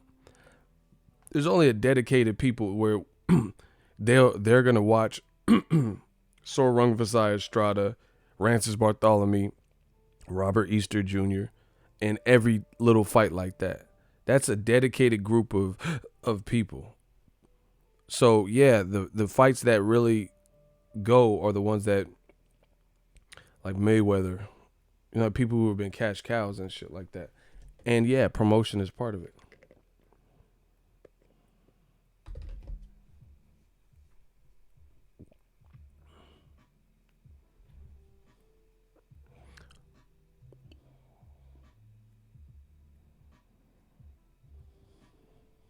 Damn, old media is losing it. They're like acting like they have dementia now. Like, this is sad. Yeah, of course promotion is part of it. Part of the game.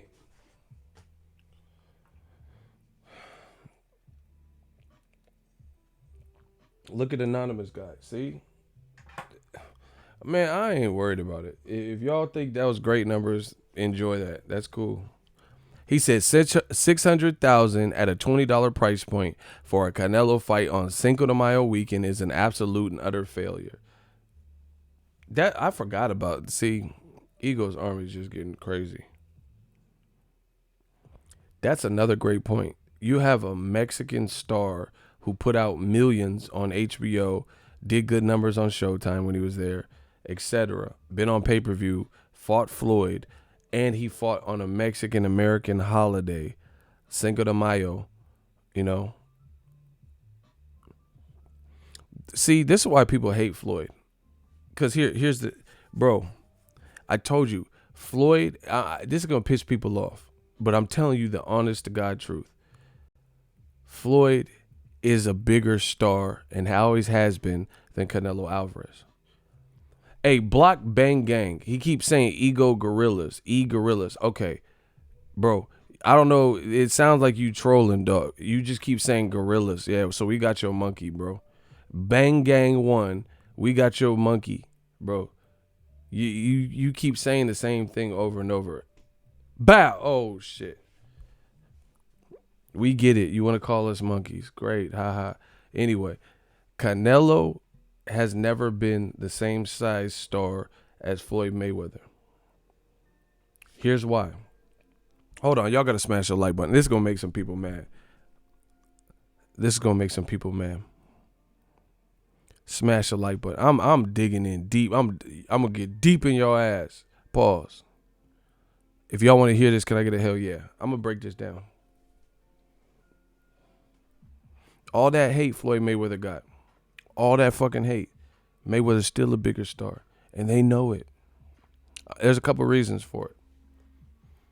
If y'all want this work, can I get a hell yeah? New media. We just getting bigger and bigger. Man, we got the livest live stream on YouTube. The dopest reporter on the Vampire Stream. Here's the thing. Floyd's always been a bigger star. Here's why. The reason why, or one of the big reasons, Floyd Mayweather people knew exactly how good he was. No, it's not personality. It's not just that. That is something too. That's a good sub point. This is a better point to me. The personality has something to do with it. He's American, speaks, builds up the fight. But this is better than that. This is one of the bigger reasons to me. It's because when Floyd Mayweather fought, he had beat so many quality opponents from all walks of life, Hispanic, Latino, black, white, whatever, UK, America, didn't matter. People genuinely watched with a level of intent and a level of interest, whether they loved him or whether they hated him, because they wanted to see if anyone could beat him. They knew how good he was. When it comes to Canelo, he has already at this point fought Mayweather and lost, arguably lost some other fights with Edislandi Lara and Triple G and, the Austin Trout. I thought he beat Austin Trout, but some people feel the other way. So when it comes to Canelo, that's what I'm saying. He's never going to, be bigger than Floyd, because when he fights, people know he's good. People know he's improving. But at the end of the day, he don't look impossible to beat. So that type of allure is not really there, because he's the A side. He's big. He's the biggest star in boxing. But it's different when it came to Floyd, because people want to see, man, can someone really beat this motherfucker? Because they know he's good. But when it comes to Canelo, we've already seen him get beat. We've already seen it. So he'll never have that aspect, that spark. He got spanked by Floyd. That was his chance. If he would have beat Floyd, that would have been crazy. You know what I'm saying? But he doesn't have that same type of draw, because people know that Canelo can be beat, and Canelo's not putting on such a dominant performance in some of these fights against the better names where it's so flawless, where it's like, man, nothing can stop him. People will act like he is, but he's not doing that. Like Canelo's best names, they've all been competitive. Jacobs, Triple G, Edislandi Lara. Floyd wasn't competitive, but so that's really what it is. And here's how I know what I'm saying, bro. That Floyd has always been bigger. How come Floyd could fight a Latino fighter he's black, African American. He could pull a Hispanic Latino fighter, sometimes not even Mexican fighters. It could be a fighter from Argentina like Maidana, charge $100 pay-per-view, $90, $80 pay-per-view, and do better numbers. Canelo is Mexican from Guadalajara, Mexico. And this is a holiday that's supposed to represent Mexican culture, Mexican American, Cinco de Mayo, right? And he fights a black fighter, and it doesn't do those types of numbers. It don't do no crazy astronomical numbers. When he fought Julio Cesar Chavez, two Mexican fighters, it got boosted. But how is it that Floyd could be black and fight a Mexican fighter, or not even a Mexican fighter, maybe even a Hispanic fighter, or Ricky Hatton or Shane Mosley or something, and do greater numbers? Floyd and Mosley, that's two black guys fighting on a Mexican-American holiday, doing better numbers at a higher price point than a Mexican fighter who is the current face of boxing fighting against a black fighter. Explain that.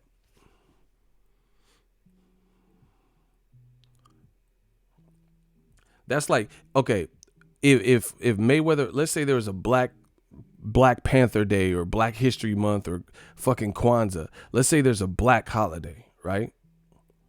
And then Floyd set all these records fighting on that day on the black channels, Black History Month, whatever, Black Panther Day. Do you think that Canelo is going to fight a person of his choice on that same holiday and do better numbers than Floyd?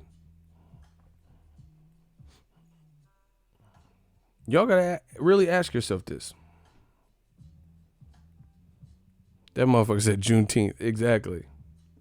Yeah, okay. So let's say Floyd was fighting on Juneteenth and he did million plus and all the numbers, the same numbers he did in his career.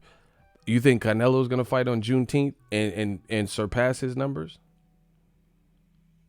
So obviously people think that they knew how good Floyd was. So that the part of the allure and the buy-in was, can anyone beat this? So whether you pay to see him win or pay to see him lose, you tune in.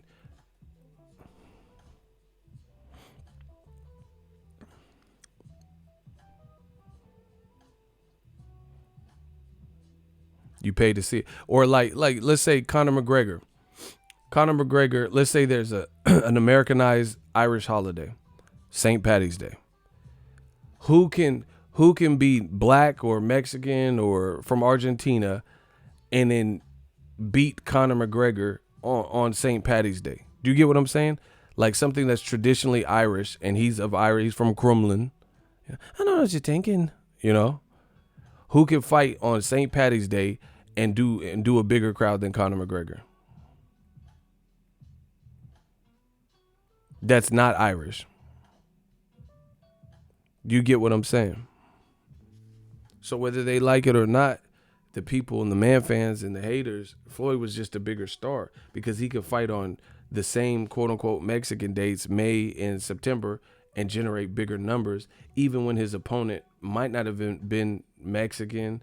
They may have been Latino and Hispanic from other area, Argentina or something, or South America or something, but it didn't always have to be. He could fight Cotto. Oh, he's Puerto Rican, but he could fight Mosley or something and still do numbers. Conor McGregor. No, actually, Conor happened in August, but you guys get the Berto numbers did better than this. Berto numbers did 550,000 at a higher price point, and this is the year after Floyd fought. I mean, this is the same year Floyd fought Pacquiao, and people said boxing is dead because they hated the Mayweather-Pacquiao fight.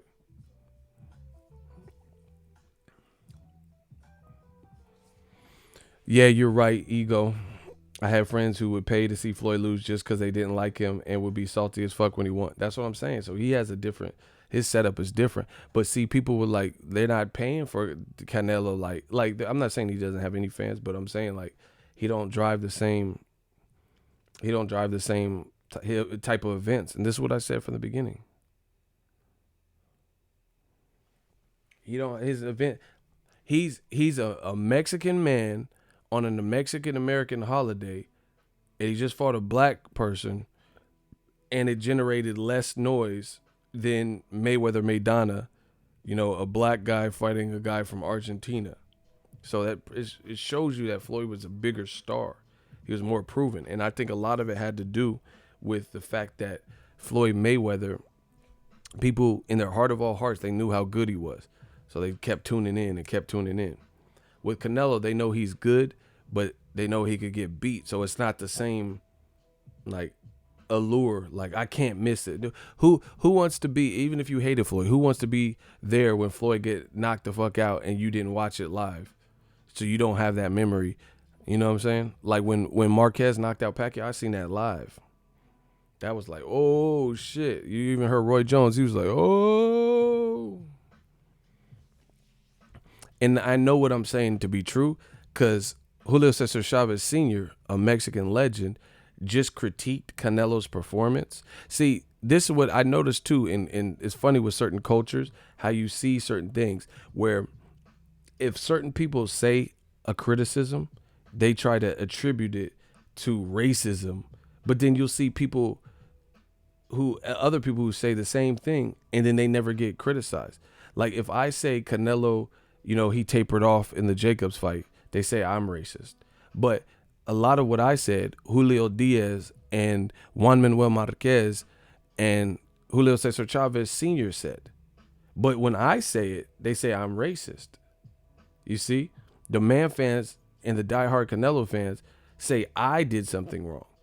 But then my commentary is more synonymous with what Chavez said, with what Marquez said, with what Julio Diaz said. And I said it before I even listened to them because I don't care. I'm not just sitting up here waiting to hear everyone's opinion. I just tell you what I see. That's what I'm saying. Chavez Sr. said that Canelo is good. He could be in the top 10, but in the back half, he's not top 3 or 4 Mexican fighters ever. And this is the power with new media is you guys are seeing this, and I'm letting it manifest, and you guys are seeing it. Jamel just did a press conference for Tony Harrison.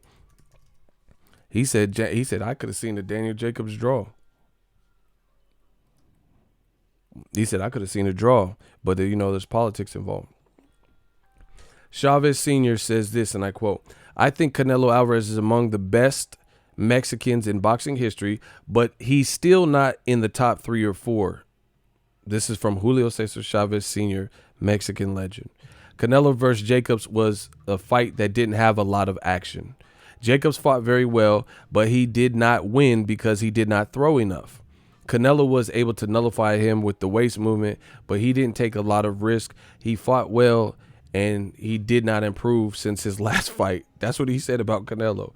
He says, Canelo did not take a lot of risk. He fought well, but he did not improve since his last fight. Canelo has earned what he has based on effort, dedication, perseverance, and above all, a lot of discipline.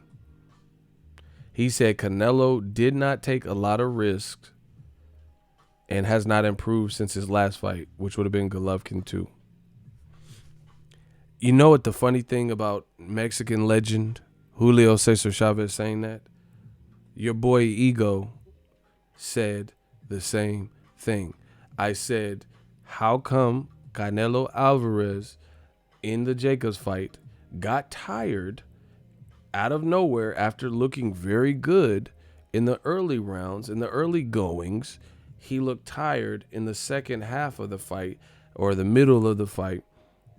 And that's exactly what we've seen in the Canelo Triple G2 fight.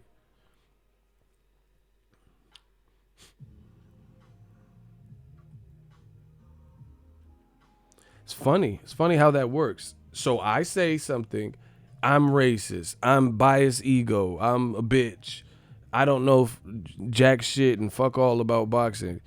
But Mexican legend Julio Cesar Chavez says something that's eerily similar to me, and he's not being met with any type of venom, vitriol, any racist remarks.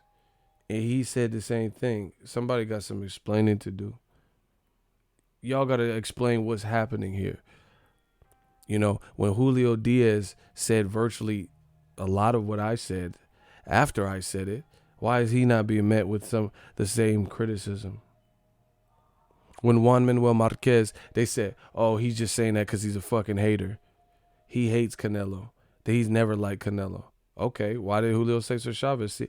Bro, old media is dead. You cannot just go around like, okay, so Marquez's opinion, even though he's a Mexican legend, his opinion is only he's only saying what he's saying because he hates Canelo. This is what old media, this is old media logic, the love-hate system. Either you love this guy and you have nothing negative to say, no criticism, no critiques, you know, it's just this guy's the best thing ever, or you love him. You love him or hate him. That's how they perceive boxing. But that's not the reality. The reality is actual boxing fans can assess a fight and have no ill will towards either the fighter and tell you what you see. That's why that old media shit is dead, bro. Okay, let's say Marquez, he's just saying that because he's a hater and he's always hated Canelo. Why did Julio Diaz, a former fighter and trainer, a Mexican-American fighter who trained Tim Bradley, why he say that? Why Julio Cesar Chavez Sr. say the same thing? Mexican fighter, legend, top 2 Mexican fighters ever. Why he say the same thing about Canelo? Why he say Canelo didn't improve? It's over for you guys. It's over. All that other dumb shit where, you know, you're not explaining, you're not coming up with more enlightening, thoughtful, insightful breakdowns, and you're just calling someone a name. You're just calling someone, you know, some slanderous, like, insult. You're racist, and that shit don't work anymore. Nobody believes you. I ain't said nothing on this platform. I wouldn't even be allowed to survive on this platform if I wasn't respecting everybody or if I was a racist.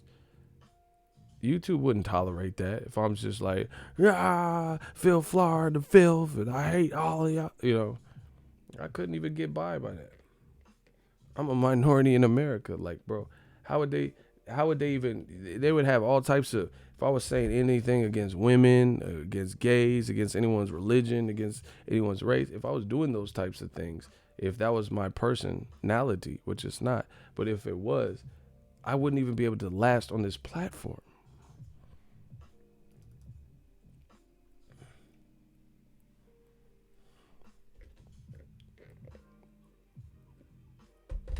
So it's just funny how that works.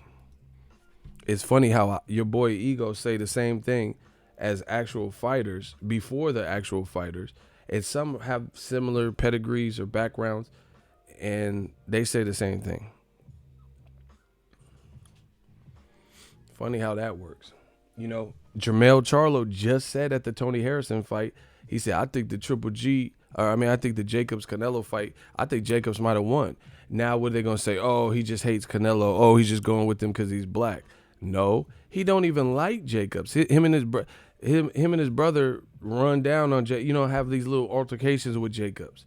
So why would Jermell Charlo have any reason to side with Jacobs when Jacobs and his brother, twin brother, had that little run in and was like arguing about fighting each other?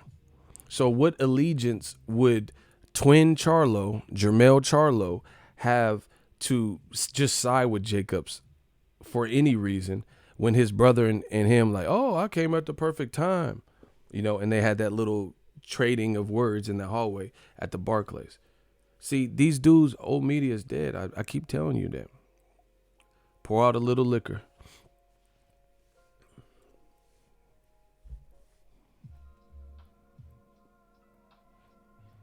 They know the shit's not holding up. They know the stuff they're saying is not holding up at all. But that's in their mind. That's why if you're saying anything constructive about Canelo or whatever fighter they happen to like at the moment, they try to target you and say, oh, you just hate Triple G. Oh, you just hate Canelo. Oh, you just hate this guy. That's not how that works, bro. It's not like a love-hate system. Everybody gets criticism. But, it is what it is.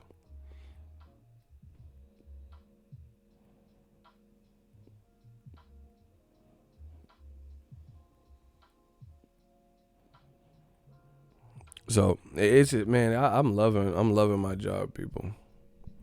Like I said, I get all this loud talk and you don't know shit, rah, rah, rah, rah, rah. All this come about. You thought it was a draw, you're an idiot. You thought it lacked action, that was an action-packed fight. Julio Cesar Chavez, Sr., OG, triple OG, he just said the fight lacked action. So how's it a problem when I keep saying this stuff? That's why they don't understand you're better to conform to new media, because when you go against when you're old media and you go against new media, then you look worse because there's more and more people are speaking out and they start saying what I said. They start saying what new media is talking about. So guess what? That makes you look crazy because you were trying to tell us the old media way. You were trying to tell us something completely different, but then you're like, oh, you just hate fucking Canelo.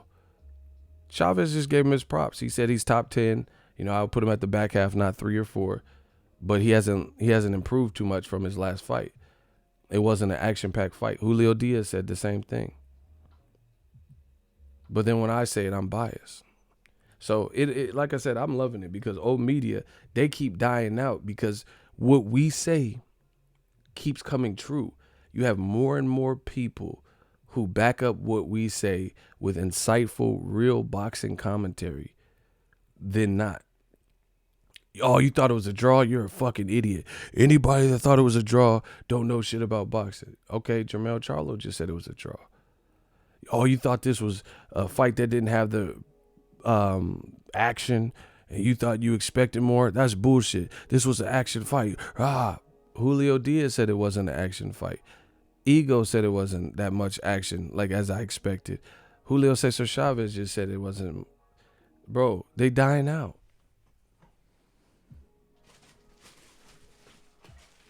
There's no way old media could survive like this at all. How is it everything you're saying keeps being proven wrong?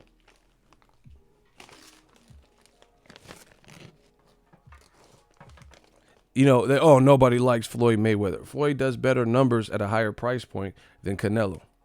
Oh, people hate Floyd. Nothing they're saying is adding up. Oh, nobody knows Deontay Wilder.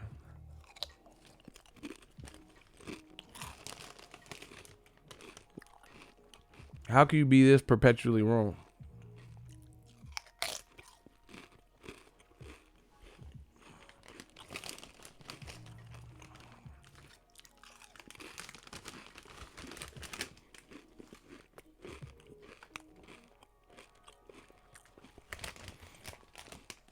And here's the thing.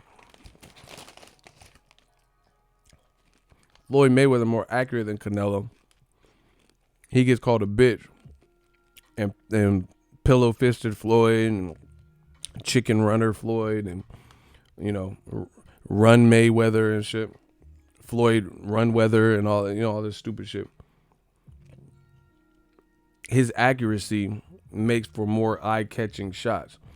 Like if you watch like the Robert Guerrero or the Canelo fight, he had Canelo on the ropes hunching and getting hit with rights and shit. Robert Guerrero's head was going back and shit. Canelo didn't do all that, and he wasn't doing all that to Jacob.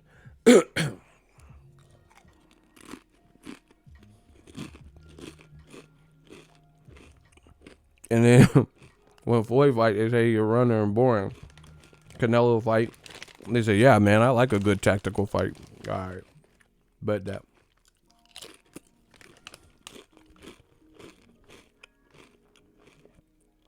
Shout out to these spicy nacho. AKA these dudes is full of shit. It's all about who's fighting. Floyd, tactical, tighter defense, more eye-catching shots. It still get called boring. Canelo, fade out dramatically, start losing a lot of rounds late, whereas Floyd take off on you and become more and more dominant. No one says it's boring like they say Floyd fights. No one's calling Canelo a runner. No one's calling him like, oh, boring Canelo.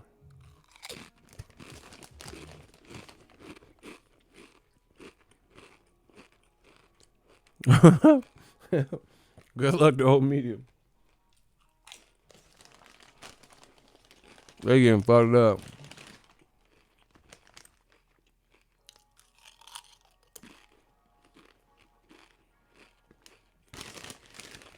Man, I'm hungry. You're good.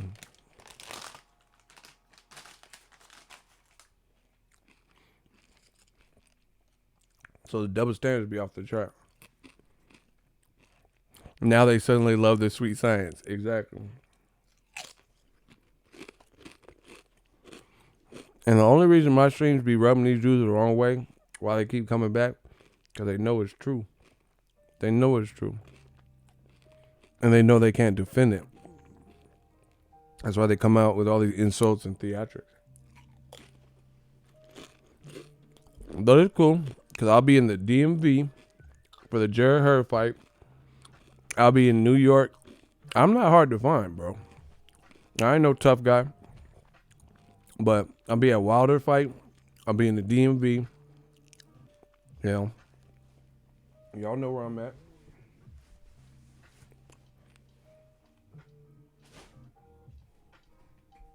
Hold on one second.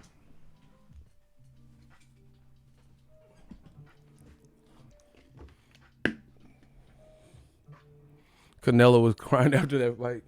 I know. Y'all just gotta tell the truth. Tell the truth.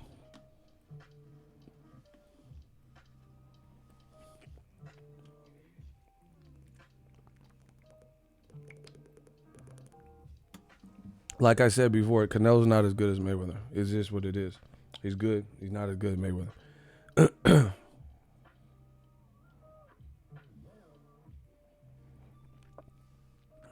Oh, yeah, I fuck with Nations. I mean, it's been a minute since I went to Nations. And In-N-Out Burger, for sure. We just talked about In-N-Out Burger earlier.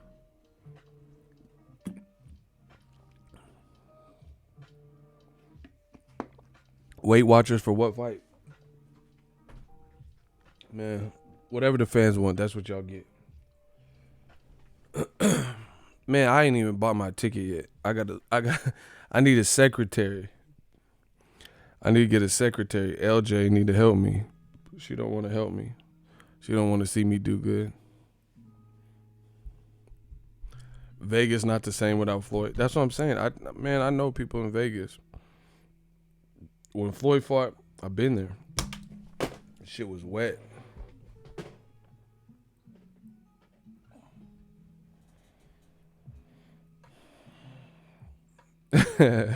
Real brother. Yeah, man. We just working. But like, I think my thing with the DAZN numbers too, with Canelo is this. They're DAZN's best numbers. I do believe that. Rightfully so. I'll be your secretary. Shout out to LJ.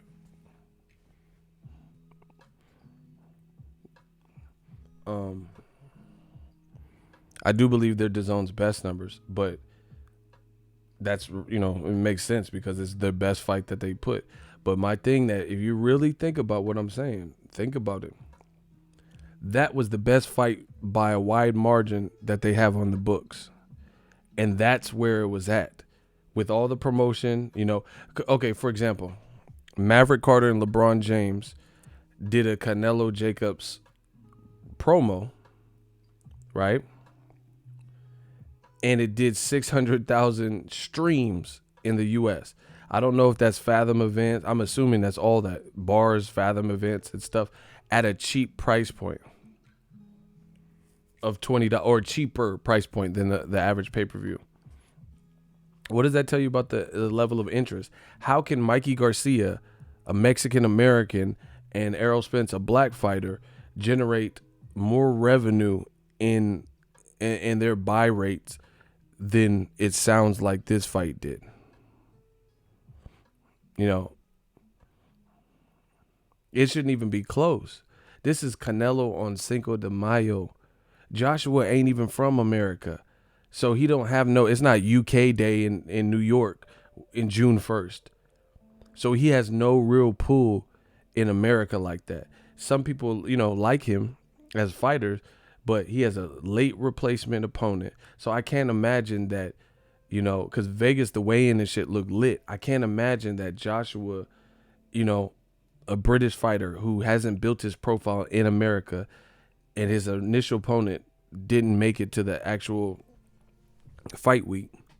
I can't imagine that fight does better. So that's scary if you think about it for DAZN. On top of that, you have to look at the perception. USA Today wrote an article about Canelo Jacobs and all the people that were mad. See, this is the thing. You can't silence new media. You can't silence new media. You know what I'm saying? Because the people, even if I didn't do a video, it's the game is already in motion. It's already in motion. People already see the stuff. We have a lot of shooters and stuff like. So let's say I went to Jamaica and went on vacation. I didn't put out no videos. We got Real Brother 32 and J Dog and Icy. We already got Ego's Army in the comment section. Putting that good gospel. LJ, people who are just fans of boxing. So it's already too late, bro. There's nothing they could do. New media, Ego Army were just getting bigger. So you could try to oh yeah, shut up, Ego. But it's at a point where you guys are unraveling. You'll see it. Old media, you'll see it more and more. I'm gonna keep saying it. USA Today wrote an article. I don't have nothing to do with USA Today. And they wrote the article talking about it. So it's beyond just the scope. It's like it's bigger than Nino Brown. I wasn't born with the silver spoon in my mouth, Miss Hawkins. It was Kareem Akbar, the educated, light-skinned brother from the bank. Look, I didn't choose this life. It's bigger than Nino Brown. And my brother's keeper. Yes, I am. This shit bigger than Nino Brown. I'm Ego Brown. Living just up for the city. Like,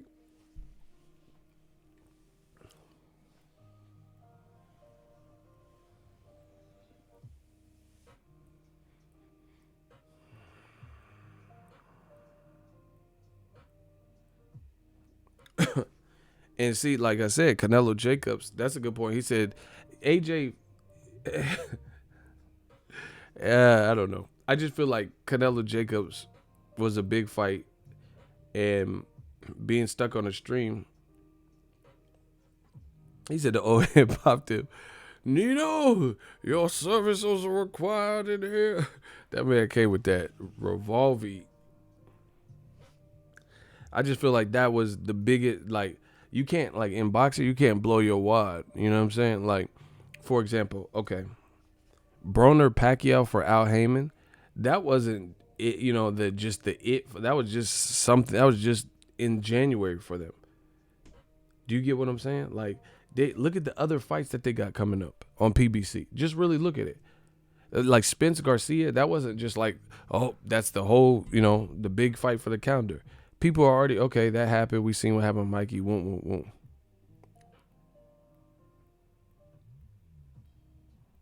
But now people are going to look for Porter Porter versus Garcia.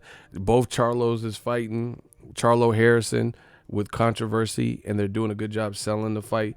Julian J. Rock Williams, Jared Hurd, Deontay the Bronx Bomber Wilder. I'm so frustrated. It's like fight after fight after fight, bro. They got a lot of more big fights coming up. What is the zone has Triple G versus Rolls. And this is sad, bro. Triple G is I'm telling you, this is not making sense, some of the moves. How is Dillian White in a fight that, as a boxing fan, I want to watch more than Triple G? Once again, look what they do to black fighters. Dillian White got to just see, and we got to talk about Eddie Hearn real quick. Eddie Hearn. Look at what they do to black fighters. I'm going to keep saying that because you guys know what the fuck I'm talking about, and I know you see it. Dillian White keeps fighting these dangerous guys that don't really give him the ultimate, they don't, he has to fight potentially tough fights, but he don't get no infinity stone once he's done. He don't really get nothing from it other than just like respect, which is cool.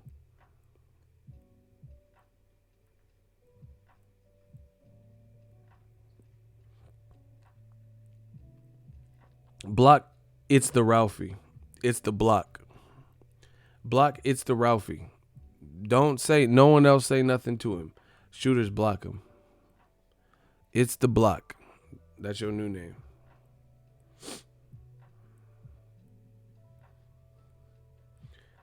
Dillian said he broke the chains, though. He said Massa was just misunderstood. Hey, you tripping, bro. But listen, Dillian White keeps fighting these dangerous fights. See, and this is what Eddie Hearn, in my honest opinion, as a promoter, he's going to have to work on. He's not getting these fighters. He's not getting his top guys, his top earners, top performers, top potentials. He's not getting them the fights that they desire. Who disagrees with them? Who disagrees with that statement? Eddie Hearn is celebrated as a promoter, but he's not getting the fighter what they want. Mikey Garcia wanted Errol Spence. He got Errol Spence. And he's a free agent more so. And he got one of, potentially a dangerous fight for Errol Spence, even though he made it look easy. It was a dangerous fight for Errol Spence because if Errol Spence would have looked suspect or lost to Mikey Garcia, that would be a major blow to his career. If Errol Spence would have let a guy from two divisions come up and, be on a snack Kangaroo Jack program or whatever, and then, knock him down and a bunch of shit, that wouldn't have been a good look for him. But luckily, Errol Spence knew that, took it, and, took it serious, and he made his point loud and clear. Eddie Hearn, in my opinion, so Joshua, he says, I want to fight Wilder. I want to fight Tyson Fury. Dylan, a guy like Dylan, I'll fight Dillian White. It's mad. I'll fight. AJ will fight any. This is what he's saying. Luis Ortiz is a good fight. He's saying all these names. You're not fighting that. You got Gerald Miller. Then he failed. He got the bubonic plague or whatever the fuck he failed for, and then Now you're fighting Andy Ruiz. It's mad. So AJ, according to what he's saying, he's not getting the mad. Oh, I fight Deontay Wilder, blah blah blah. You're not getting none of them. You want Luis T, not getting them. See, that's what I'm saying. This world is about what you can produce. Eddie Hearn didn't produce the guys he's saying he wants. That's one person. Kell Brook. So basically, me and Amir Khan, I'm at middleweight. Kell Brook been trying to fight Amir Khan for 18 years and shit. He could have had a whole kid and shit in the time that this Amir Khan nonsense has been going on. Then Amir Khan signs with Eddie Hearn, signs with the man, signs with him. And everyone's like, oh shit, we're going to finally get Amir Khan, Kell Brook. It's a little past it, but fuck it. Eddie Hearn signs Amir Khan, puts him in with Phil LaGreco and Hacksaw Jim Duggan or whoever. And then people are like, oh shit, Kell Brook was just at the fight in the crowd. So basically, we got my chocolate brownie and I'm at midweight. I'm at mid, you know. Then they're at a fight together in the crowd taking pictures. Oh shit, Amir Khan, Kell Brook's finna go down. Finally, little past it, but at least better late than never. Out of nowhere, Amir Khan starts fighting Terrence Crawford, which is a way worse fight for him. Kell Brook didn't even look good in his last fight. He really didn't versus Michael Zarafa. Crawford looks like a fucking Terminator or something. That was a terrible fight, but somehow Amir Khan made it on a top rank card, so Matchroom don't get the credit for it because it was an ESPN pay-per-view. So, you know, they're getting the credit. So that's two fighters. Kell Brook can't get Amir Khan. The guy, his domestic rival that probably would have made him the most money. And y'all was on the same exact side. Dillian White, he been working and fighting these like guys that don't give you a lot of clout, but they could be dangerous fights for a style like his. You know, Lucas Brown, former champion Joseph Parker, Derek Chisora, who I thought beat him 2 years prior, right? And then now he's fighting Oscar Rivas off of the Bryant Jennings knockout, right? And he has to fight we'll get you Deontay Wilder. And then he don't get Deontay Wilder. Deontay Wilder's like, I'm so floored. I'm not fighting Dillian White. I'm a king. I don't travel for peasants. I'm so flushed. You know? So he don't get him.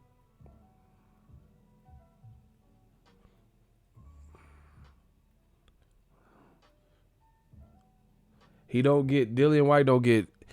And then the whole world believes if Wilder and Joshua didn't happen in April at Wembley, April 14th, blah, blah, blah. They thought it was going to be Dillian White. If Dillian White don't get the AJ fight, they give it to Gerald Miller. Eddie Hearn, how is he not delivered, bro? He's not delivering that. Joshua can't get Wilder, Fury, Luis Ortiz, or Dillian White. These are the top names he said he wanted. Got none of them.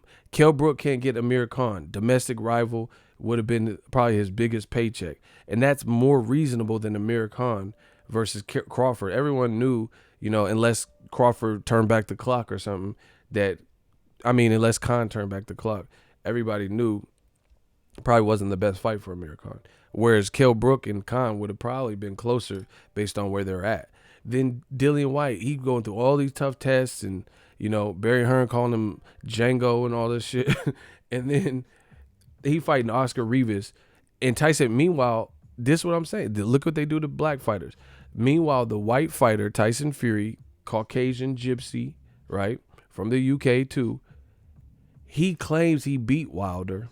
And ESPN is setting him up with the lightest of touches, some unheralded, unknown guy like Tom Schwartz on ESPN Main Event Vegas, right?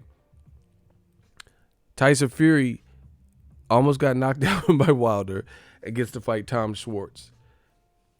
Instead of having to fight Oscar Rivas, at least a puncher who is aligned with Top Rank and ESPN and could have showed Tyson Fury boxing abilities versus another puncher. But instead, Dillian White keeps going for the okie doke. And then he's fighting Oscar Rivas, who is a dangerous opponent. Oscar Rivas, and I was going to make a video about this. I'm probably still doing it. Oscar Rivas beat Andy Ruiz, Joshua's upcoming opponent. Did y'all know that? In the amateurs. Y'all didn't know that, did you?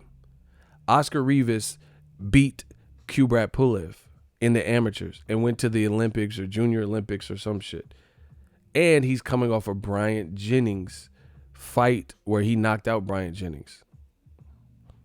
That's who Dillian White's fighting. Meanwhile, the white fighter, Tyson Fury, a gypsy, the Gypsy King, he gets to fight Tom Schwartz. So Dillian White's not getting Tom Schwartz. It's just some unknown ranked, guy in a couple sanctioning bodies. He got to fight the motherfucker who beat the guy Joshua beat in the amateurs, or the guy that Joshua was fighting in the amateurs. And is coming off the Bryant Jennings knockout. That's what I'm saying. This shit does not make sense. So that's AJ, that's Kell Brook, that's Dillian White. Dillian White's not getting the title shot. He couldn't patch it up with the WBC or whatever the fuck he needed to do. Dominic Breazeale's getting the Deontay Wilder fight. They're saying that Dillian White was the number one. How come Eddie Hearn can't get that done? Like, hey, WBC, my guy's ready for Wilder. Won't. Please make him the mandatory. Wilder fighting who the WBC said is his mandatory. The other ranked one guy, Dominic Breazeale, Showtime pay-per-view. All access starts May 10th. Oh, y'all want me to keep going? Okay. This is what I do, people. Devin Haney. Devin Haney just signed to Matchroom. And guess what? They said he was promised a title fight. Part of the reason we thought he was even signing to Matchroom and Eddie Hearn and DAZN, and he was going to fight Luke Campbell with the WBC. He gets looked over. Guess who's fighting him? Luke Campbell is fighting Lomachenko on a top rank card on ESPN. Hey, come on. Like, that's all fact. How is that a good look? I just ran down several fights.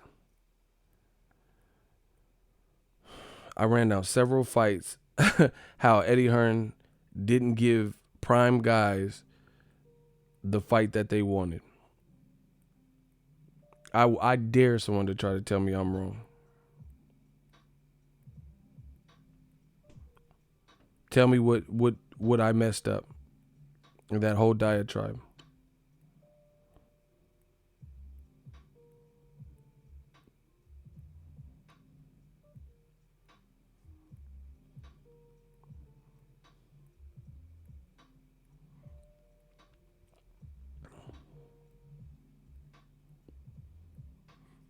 I'm waiting. See, it's funny because everyone knows so much.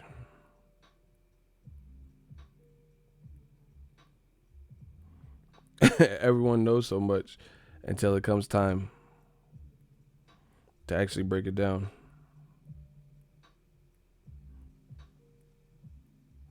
Somebody explain what I got wrong. That's Eddie Hearn's recent things.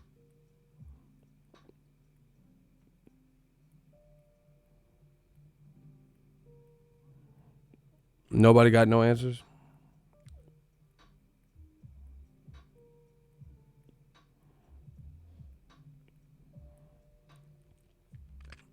How come none of those fights are getting done? Like the first choices.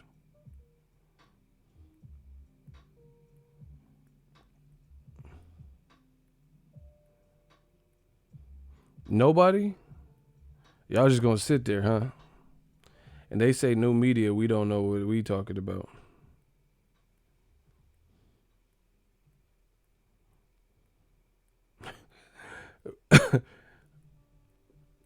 I'm waiting. Please tell me.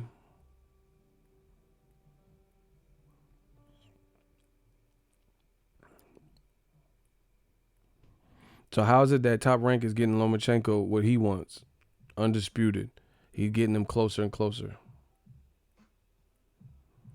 You know? How come that's happening? He's getting him closer and closer.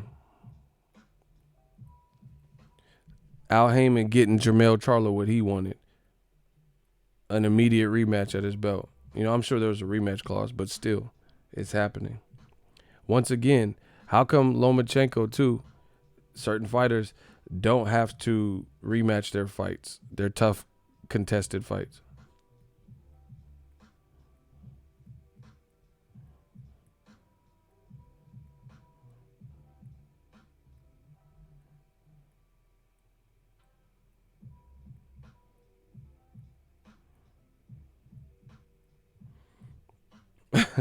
Look, they speechless. They can't say nothing. Y'all refuse to say anything.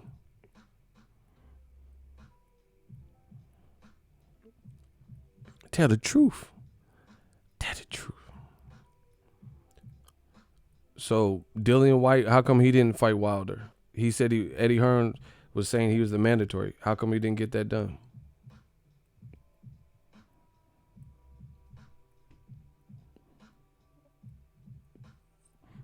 Kane said, "Don't speak at once." I'm waiting. I'm ready.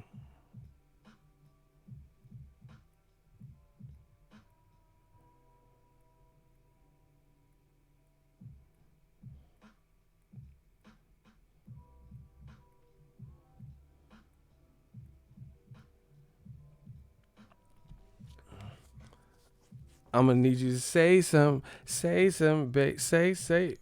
Where are they at? See, that's what I'm saying. These dudes can't fuck with us. They know exactly what it is. I'm asking a direct question, and I'm sitting up here waiting. I've stopped bumping my gums because they know so much. Please tell me how come none of those fights got the trigger pulled, and Eddie Hearn is the promoter.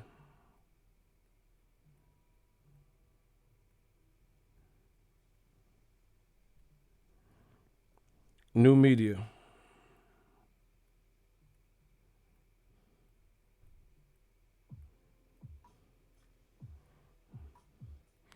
All right, since y'all not talking, fuck it.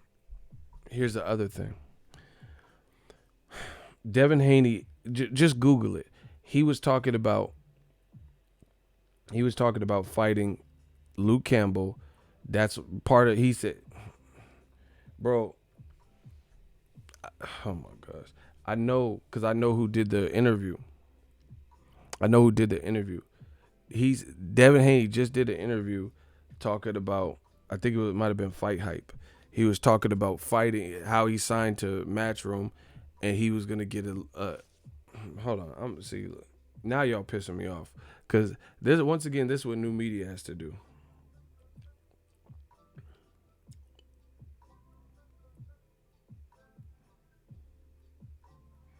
I show my work.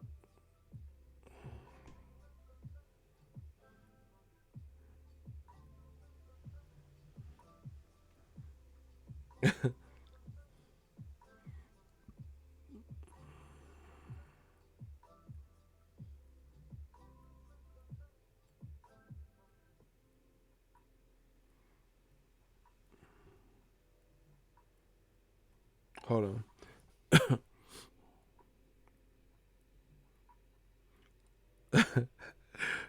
I don't even want to have to do him greasy, bro. This is starting to get too easy for us.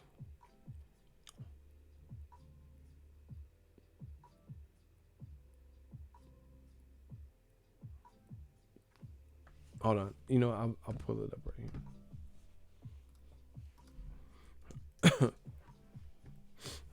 Make sure y'all smash the like button. I've been forgetting that. Y'all got to smash the like button. Please help out in that category.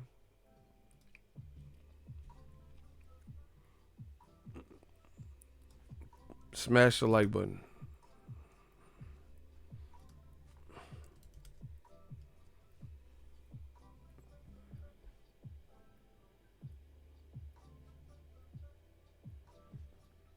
All right. I think I found it. Hold on. All right, FightHype.com. Sean Zatello here with the man. This is Fight Hype. And many believe is the number one. Sign with the Zone soon and fighting on May 25th, or? Pretty soon, the world is, gonna know, what I'm gonna do. I haven't made up my mind, who I'm gonna sign to, when I'm gonna fight. I got a lot of big offers on the table right now. So, I'm just weighing out all my options, and pretty soon I'm gonna make a decision.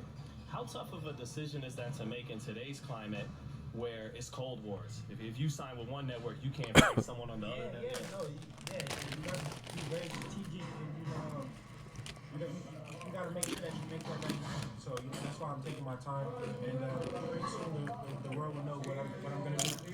And obviously these promoters know what they're doing, but when you were starting young, was part of you feeling like I don't even want money now? Definitely, I would have,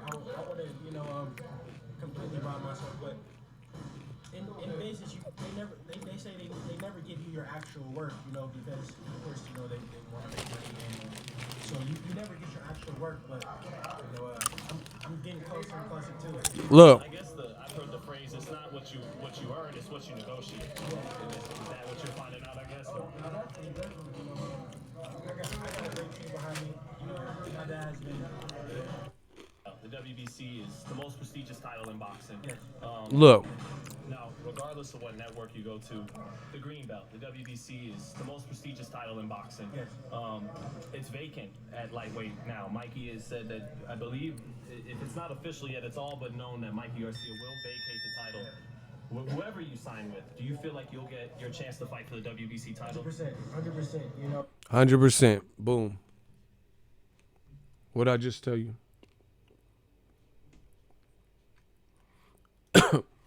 Direct question. Do you feel like no matter who you sign with, the WBC is a prestigious title? Mikey vacated it. It's a prestigious green belt title. Do you feel that you're going to get a crack at the title? He just said 100%. Once again. Do you feel like you'll get whoever you sign with, do you feel like you'll get your chance to fight for the WBC title? 100%. In any contract, that I signed is, a world title has to be in it, because that's the main goal, even more than, the huge dollars, I want to be, world champion. He just said any contract that I sign, a world title has to be in it, more so than the huge dollars, because I want to be a world champion. So, fast forward to the future. That's not happening next. Devin Haney got looked over by the WBC. I don't know why. Maybe it's something Eddie Hearn did or said pissed the WBC off. I don't know. But that's what he said right before it was announced who he was signing with. And guess what? Bob Arum got Luke Campbell the opportunity. Lomachenko the opportunity to fight Luke Campbell. So he just signed to the Zone or Matchroom, whatever you want to call it. And he said 100% he getting a title shot. And he wants that green belt more so than the money. His words. Here's a WBC lightweight status from the WBC Boxing. Luke Campbell will face Vasyl Lomachenko with the vacant WBC lightweight champion on the line.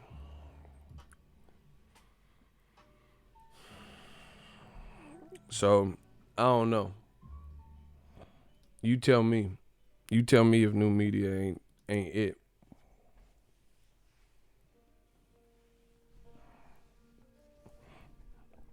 So, you tell me. Dude straight finessed Devin Haney into a slave contract. Oh, wow. Feel sorry for dude now. Got a bad feeling Hearn gonna stagnate his career. Hashtag you don't treat black fighters well. Yeah, man, we all want to see Devin Haney get a title shot. But whatever reason, this is what I'm saying. Eddie Hearn did not facilitate that. Just like Dillian White didn't get his title shot with, Dominic Breazeale about to fight in a week and a half. Dominic Breazeale getting a title shot. People would have liked Wilder versus Dillian White. But I don't know. Maybe Eddie Hearn needs to strengthen his relationship with the WBC. I don't know. I don't know I don't know what's going on there. But that's 2 fights. Kell Brook ain't fighting Amir Khan. Dillian White got to keep fighting. Like, I know boxing people. Dillian White keep fighting these dangerous ass fights. I'm telling you, he's a good fighter, but he fighting dangerous fights. Derek Chisora was a war in the second fight and in the first fight. He got hurt in the Parker fight in the 12th round, almost got stopped. He keep fighting these dangerous fights. He might not get to a title shot, and that's going to be really fucked up for him because Barry Hearn out here calling him a slave or looking at him after he makes slave remarks about the slave trade. And he keep taking these dangerous fights to get a couple mil or whatever the fuck they're paying him. And you might not get a title shot because boxing is a what have you done for me lately sport. So if Dillian White loses, you could chalk up an AJ rematch, or even if you get an AJ rematch, it's going to happen on their terms. Whatever AJ would have to pay you now, your value is going to decrease. Your minimum will go down if Oscar Rivas knocks you out because you don't have no leverage. You don't have no power, Just like Errol Spence dog walked Mikey Garcia. He don't have no power. Like, let's say Pacquiao wanted to fight him. Pacquiao just beat Broner and is a legend. Mikey's not at a spot where he has a lot of leverage because that's what happens when you take an L. These fighters got to smarten up, Nas. 4 albums in 10 years, nigga, I can divide. They got to smarten up because you taking the, what they give you, whatever he's making for, Sky Sports pay-per-view, Oscar Rivas, hope it's worth it because that's a dangerous fight. That's a very dangerous fight.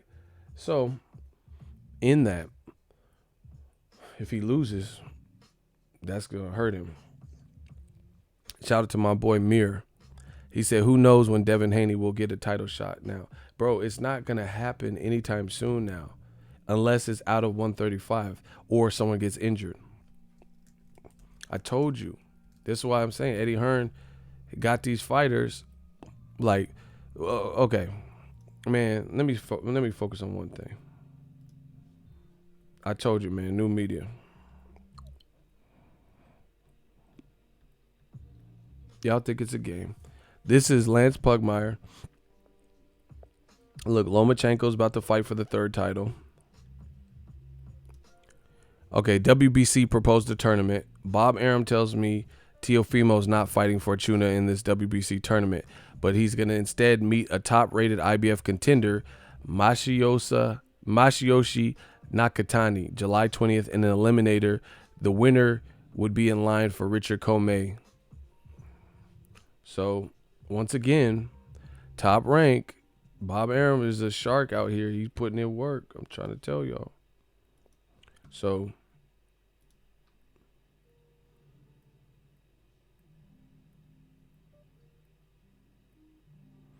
Bob Arum is aligning Teofimo to be able to fight Richard Comey if he holds on to his title, because Richard Comey got a fight in June, but it's not against nobody big. Do you guys see what I'm saying?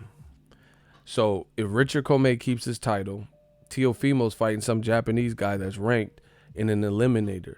So Teofimo is probably going to get the Richard Comey fight. If he beats him, then I can imagine Lomachenko, if he beats Luke Campbell, that's what they're going after. See, it's like a succession plan.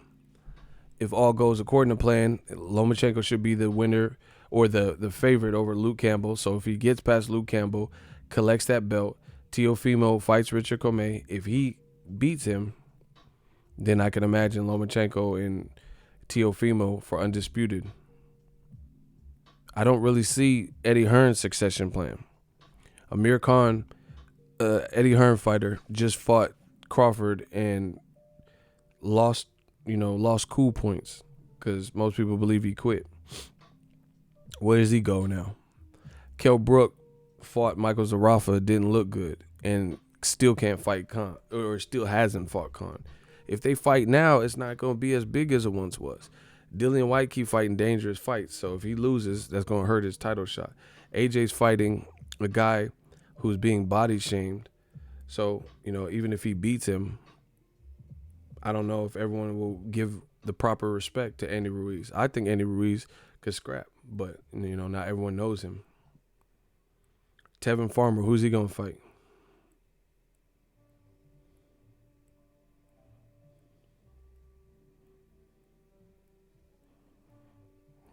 I don't really see a succession plan. And even something like Ryan Garcia, is Golden Boy gonna put him in with Devin Haney? And even if you do that, it would be for two guys who somebody got to take an L, and nobody's gonna be a champion. Loma has all the belts. He has the most belts, and he's about to fight for a third belt. And the only other available belt is Richard Comey, and Teofimo's being aligned for that belt. So I have no idea who Tevin Farmer is going to fight. I have no idea who Devin Haney is going to fight. What top fighters can Devin Haney fight? Because it doesn't look like he'll be able to fight for a title anytime soon. Rancis Bartholomew and Robert Easter, their last fight was kind of boring. Those are PBC fighters anyway. So what big matchups can Eddie Hearn give them? All you have to do is think. Just think about this stuff.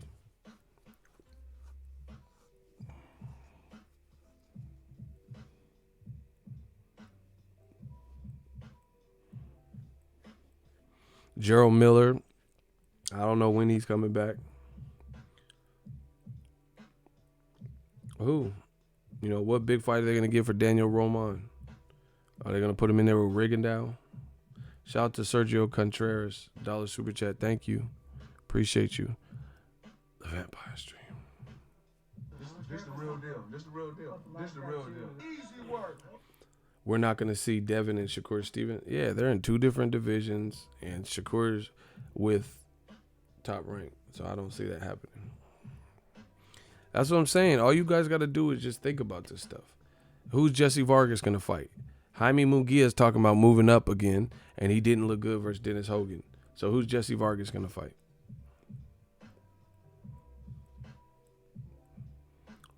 Humberto Soto just lost by stoppage.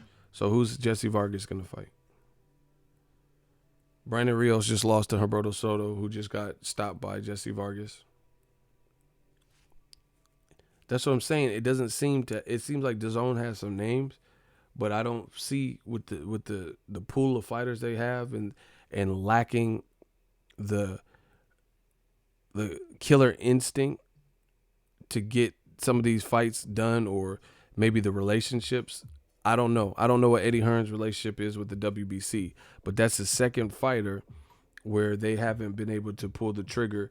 And then Dillian White, he says he's been number one for 2 years, and he ain't fought Wilder. So I don't know what it is. I don't know what the situation is, but all I know is the end result. Dillian White ain't fought for a title ever when he keeps taking these dangerous fights. Devin Haney was supposed to get a title. That didn't happen for him. So now it's going to be a while till he can, is he going to, if Lomachenko beats Campbell, do you think Top Rank is going to try to make a Teofimo fight if he becomes a champion? Or do you think they're going to try to fight Devin Haney for no belt on DAZN? You know what I'm saying? Man, old media getting chewed up. This is not even fun.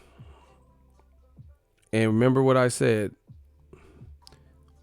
Do you remember? Who remember? I know Real Brother might remember, but I'm going to ask you this.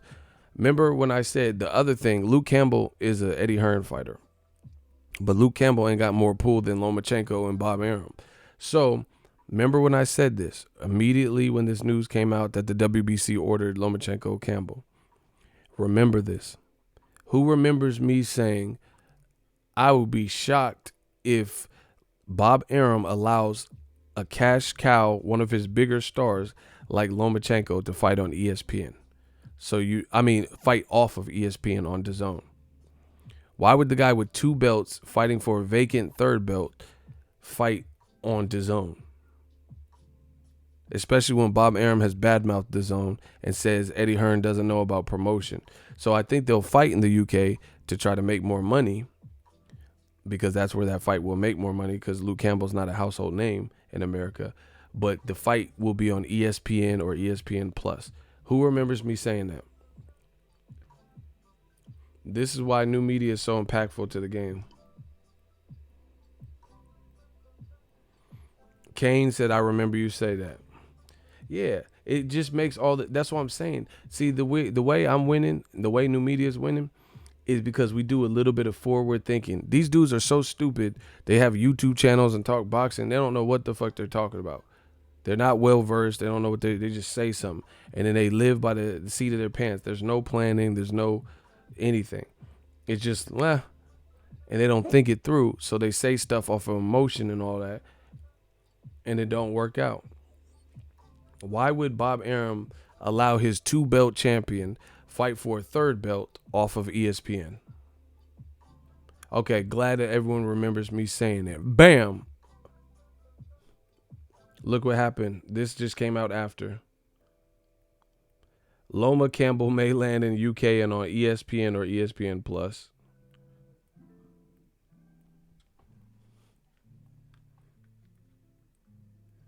Damn, homie.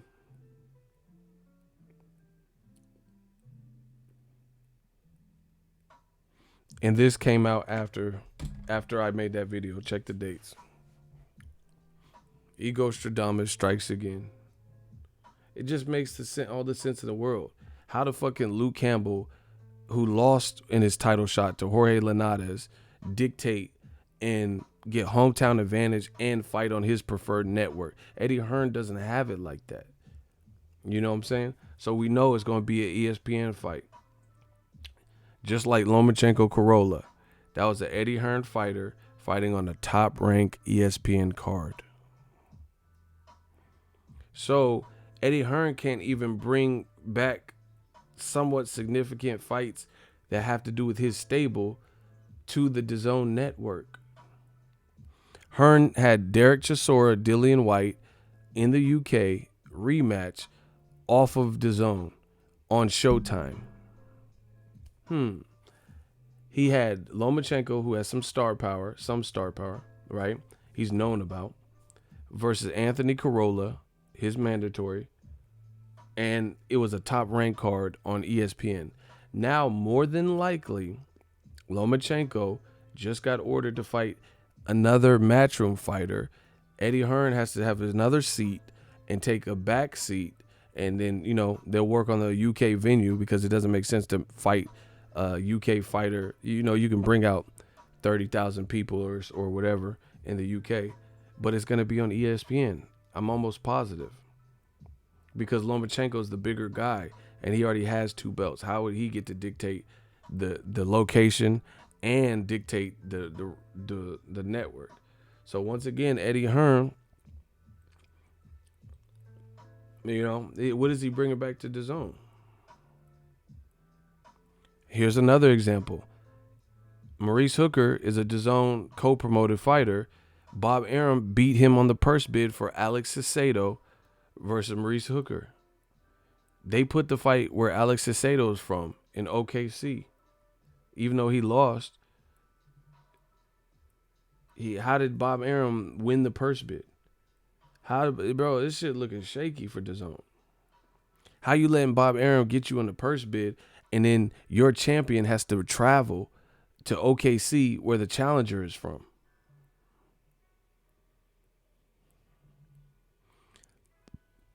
Purse bid. Gerald Miller and Dillian White were supposed to fight Kubrat Pulev. They lost the purse bids. The Epic Sports and Entertainment wanted the purse. They won the purse bid, and they wanted to fight in Bulgaria, where Kubrat Pulev is from. Eddie Hearn not even winning the purse bid. And then they pulled out of the fight, Gerald Miller and Dillian White, because they didn't want to fight in Bulgaria. I don't see how these things benefit DAZN. See, like I said, life is about pulling the trigger. You got to be able to pull the trigger and get the shit done. Anyway, I'm out. I've been talking for long enough.